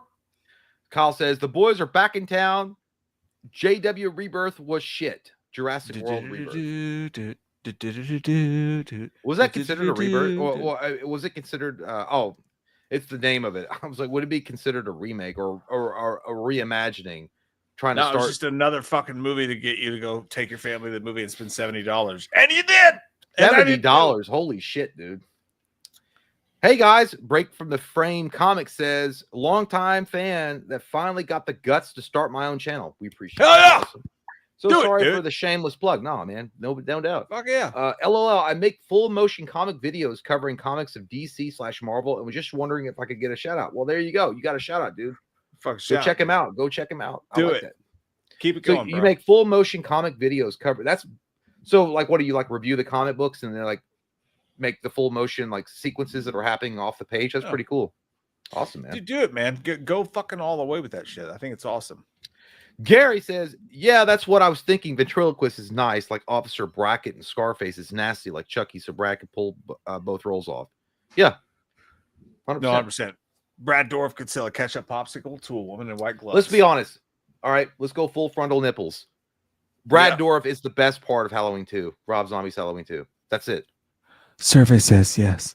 Danielle Harris is really great in that too. She is really great. She did do a good job. She did a good job. She like in that movie, I was like, you should have actually been Laurie Strode. Honest to God, the way that she was handling the trauma, it actually seemed more believable. Versus like, I'm just gonna go work at Hot Topics and fuck you. I'm gonna smoke pot. Dude, it was so dumb in that movie. Like, okay, Laurie Strode has been hunted by a mass killer, right? She's had her mother killed by a serial killer, right? She's had her whole life ruined by a serial killer. And Rob Zombie's like, dude, you know what would be awesome? If like she has Charles Manson posters in her bedroom. Because that's totally what you would do if a serial killer killed your parents. I think they would Charles Manson. Like, what the fuck? It was dumb. I feel like his idea was like, it's like a trauma bonding thing. Like they would seek out the worst shit of humanity because it would be like something they could recognize. I guess. I think it's just Rob Zombie being like, dude, fucking Charles Manson's cool because he killed people. I think that's awesome. Yeah, but like that's fucking Rob Zombie's mind. Like, let's pull fucking wings off a fly and show it to 13-year-olds. Yeah. I will say though about Danielle Harris though, she was great. Like, honest to God, like she actually looked like somebody that survived like a horrendous night and was like, you know, she was really shelled up and like very timid, which is exactly what you would think, you know, after surviving what she survived. Her acting performance in that was incredible. And Brad Dourif was awesome too. But again, you know, direction by Rob Zombie with Scott Taylor Compton, which I don't think she's a bad Laurie Strode. I just feel like that was a very bad script for her. Yeah, personally, and that's what people like. I get why people like H2. Like some people do love Rob Zombie's H2 because it's so weird and out there and different, and like we crave something new and different. I get it, but like what he did with those characters makes so much no fucking sense for how those characters would actually react to Michael Myers being in there. I think you don't really need to point anybody more than point them to the Joe Rogan interview that he did, where he's like, I didn't want to do it. He's like, I literally didn't want to fucking do it. I was done. And he's like, they wrote me back in. It's like, hey, your contract says you have to do this. So I was like, all right, well, you have to direct a Halloween Tyler movie. Maine's already grown his fucking beard. He was already making a different movie, and he pretty much just cannibalized the movie that he was making and put Halloween 2 on it. Like, so like life is so hard. They want me to make a Halloween 2 film. Oh my God. I'm just going to be angry and shit on all the characters. Like, fuck you, Rob Zombie. Like, honestly. Yeah. I feel like he did go out of his way. It was such a cock tease too. At the beginning, you know, the first 25 minutes of that movie in the hospital, it's so fucking good. It's so well done. And then then all of a sudden there's goddamn unicorns and a half naked dead stripper Just talking to Michael. And you're like, what the fuck is going on? But anyway, yeah. Michael Parton says Wes Craven did want to make Marvel movies at the time. He wanted to make Incredible Hulk movie or Doctor Strange movie. Wes Craven actually in a Doctor Strange, if he had been able to direct that, oh my God, dude, that would actually been pretty dope.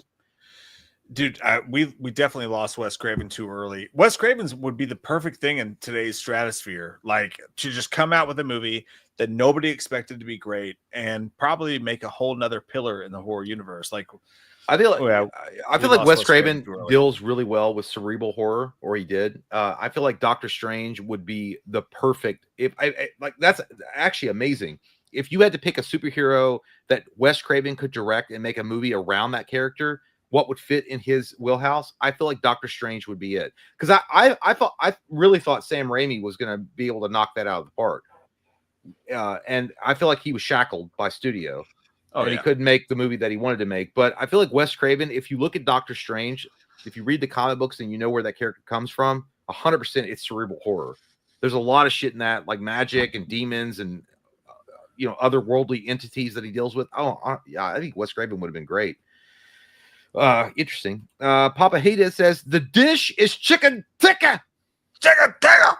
I just got done watching a Jurassic World Rebirth last week, and to be honest, I'm done with the whole series. Can we get an R-rated Jurassic Park? Yes, Papa Hades. That's what we're saying, dog. Yeah. Yes. Unfortunately, dude. This movie made a fuck ton of money.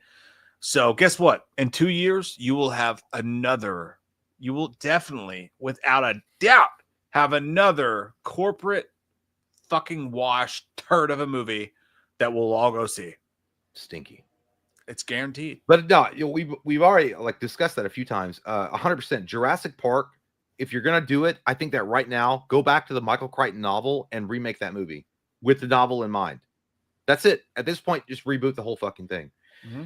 Holly Roxy, hey, Miss Shaw's fucking faces. Hit that like button, please. Miss you, Holly. Appreciate you. Thank you, Holly. Do it. Tiffany. Okay, I'm sorry. If you could remake one Marvel movie, any rating that could possibly save the MCU, what would it be? Or non-MCU or a new movie? Oh man. You know what I would do? We've talked about this before. Spider-Man, Ghost Rider, Punisher, Hell's Kitchen, make it R-rated, make a fucking movie, make a Scorsese, make a fucking film. Yeah. Do something different that nobody expects and make it just for the sake of making a good film. And that movie would fucking blow up, just like Deadpool Wolverine did. Yeah. That's what I would say. I like it. I'm of two minds. Well, three minds, actually. There's one movie I think that you could make, and you'd have to make it, and then the promise would be, okay, well, this is an alternate timeline, and we're gonna fix things, but just to get people back there and be like, this is fucking. There's a comic book that was called The Ruins, where all the good things that were supposed to happen didn't happen. It's the most terrible things that could happen to these superheroes happened in this universe. I think that all the mutants had something go wrong with them right before they were going to form the X-Men. Something happened. The Avengers Quinjet gets blown out of the sky, and all the heroes die by the government because they don't trust them. The Ruins is a fucking it is one of the it is so depressing. It is such a depressing film or a comic book series, but you could start there and then build the universe out from that, because that would bring people to see it. They'd be like, holy shit, this is so fucking wild. Or you could go this way, take Spider-Man and do the Maximum Carnage series. Yeah, I'd love that. Maximum Carnage was a great storyline, great series. But as far as a remake, if you could remake one Marvel movie that could possibly save the MCU, straight up, I would remake Captain America. I would remake Captain America since he's the first Avenger, right? Make that shit rated R. With that. Yeah. Make that shit rated R. Make that shit Saving Private Ryan and do it from there. And do it from that perspective, where it's it's gritty, it's nonstop. This guy saw his soldiers die. He saw the worst horrors of war, and he came out on top. And I would start it that way. I would remake Captain America. Dude, I would love to see that fucking movie. I'm right there with you. Mm-hmm. Great question, Tiffany. Nighttime says, Chalice Loomis, hold still. I'm almost done. Get off me, you nasty shit. I don't ever want you to be done. I want to edge you until the night runs wild. Okay? And then I want it to look like a 4th of July fireworks finale. Just. He wants your ass to explode in his face. I want the cum to hit the ceiling. Robin Barker, thank you so much. Says museum guy in Jurassic World Rebirth was the real imposter Dr. Loomis. I think his last name was even Loomis in that, I think. Oh, man. Yeah. I haven't seen it. Well, I'll have to check it out just to call him imposter Loomis. Wild Willie also says, hey, thank you, dude. Says, Mike, when a franchise gets too many movies, you know where it eventually ends up. Leprechaun, Friday the 13th, Amityville. We 2 sequel away from Scream in space. We 2 sequels away from the Scream in space. It's possible to do both, man. It's possible to have a franchise. I saw someone commented on the Jurassic World review I did today. They're like, "What do you expect from a 7th movie in a franchise?" I'm like, I don't know. Gave them $250 fucking million fucking dollars. Make a good fucking movie. Yeah. That's it. That's it. You have that much money. Hire a fucking writer who can write an interesting fucking diaper piece of shit and just put it out there. That's it. Jeez, Dad needs to slow down on the wall turkey. I don't like men around my women. Katie Sidebottom, I just love your faces. Hey, we love you, Katie. Member for 11 months. We really appreciate you, Katie. Thank you so much for stopping by. A lot longer than that, too. Look at this big dong motherfucker coming in. Tim C. My God. Were you the one? You were the one in 28 years later. I thought I recognized that cock. Not. Tim C says, hey guys in chat, been listening to the stream as I'm driving. Confession. Hated Jurassic Park, but enjoyed Megan 2.0. Just read there's going to be a longer, unrated cut, and I'm all for it. Be well, all. Hey, you know what? I appreciate you, dude. You know what? Because you got to have balls to come in and say that. You just don't care. You throw the gauntlet down and be like, I thought that Jurassic Park was unrated. You're wrong. But that's what you said, and you liked Megan 2.0. That's strong. Hey, my fucking Tim. And by the way, thank you, Tim. It's fucking amazing, dude. Best. Thank you so much for the support. Dude. But my 10-year-old, we watched Megan Mathregan a couple weeks ago, and while the family's been trying to figure out how to go see this new Jurassic World movie together, she's constantly been like, let me cut in really quick. What, Jay? Fucking what? I don't know if Tim was saying, are you saying that you think that Jurassic Park was overrated or the new one? Well, bring it back up on the fucking screen. Well, because he said Jurassic Park was over. He said he hated Jurassic Park, but enjoyed Megan 2.0. Yeah. Well, it's such an oddity because I don't know a lot of people that actually hated Jurassic Park when it came out. No, this one. The new one. Okay, the new one. Okay, yeah. I just wanted to clarify. That's all I'm saying. Yeah. My 10-year-old's been like, I want to go see Mathregan 2. She's like, I want to go see Mathregan 2.0. I was like, yeah, because like it's built for fucking 10-year-olds, right? And to be fair, Tim, I haven't seen it, so it's unfair for me to truly quantify how much I fucking hate what they did with that movie. However, if you saw it and you had a good time with it, I think that's fucking awesome. And that's the thing, like if you saw it and you liked it and you loved it, fucking man, that's awesome. I'm glad. I think that but it flopped though, right? Megan 2.0 flopped. Yeah, it flopped pretty hard.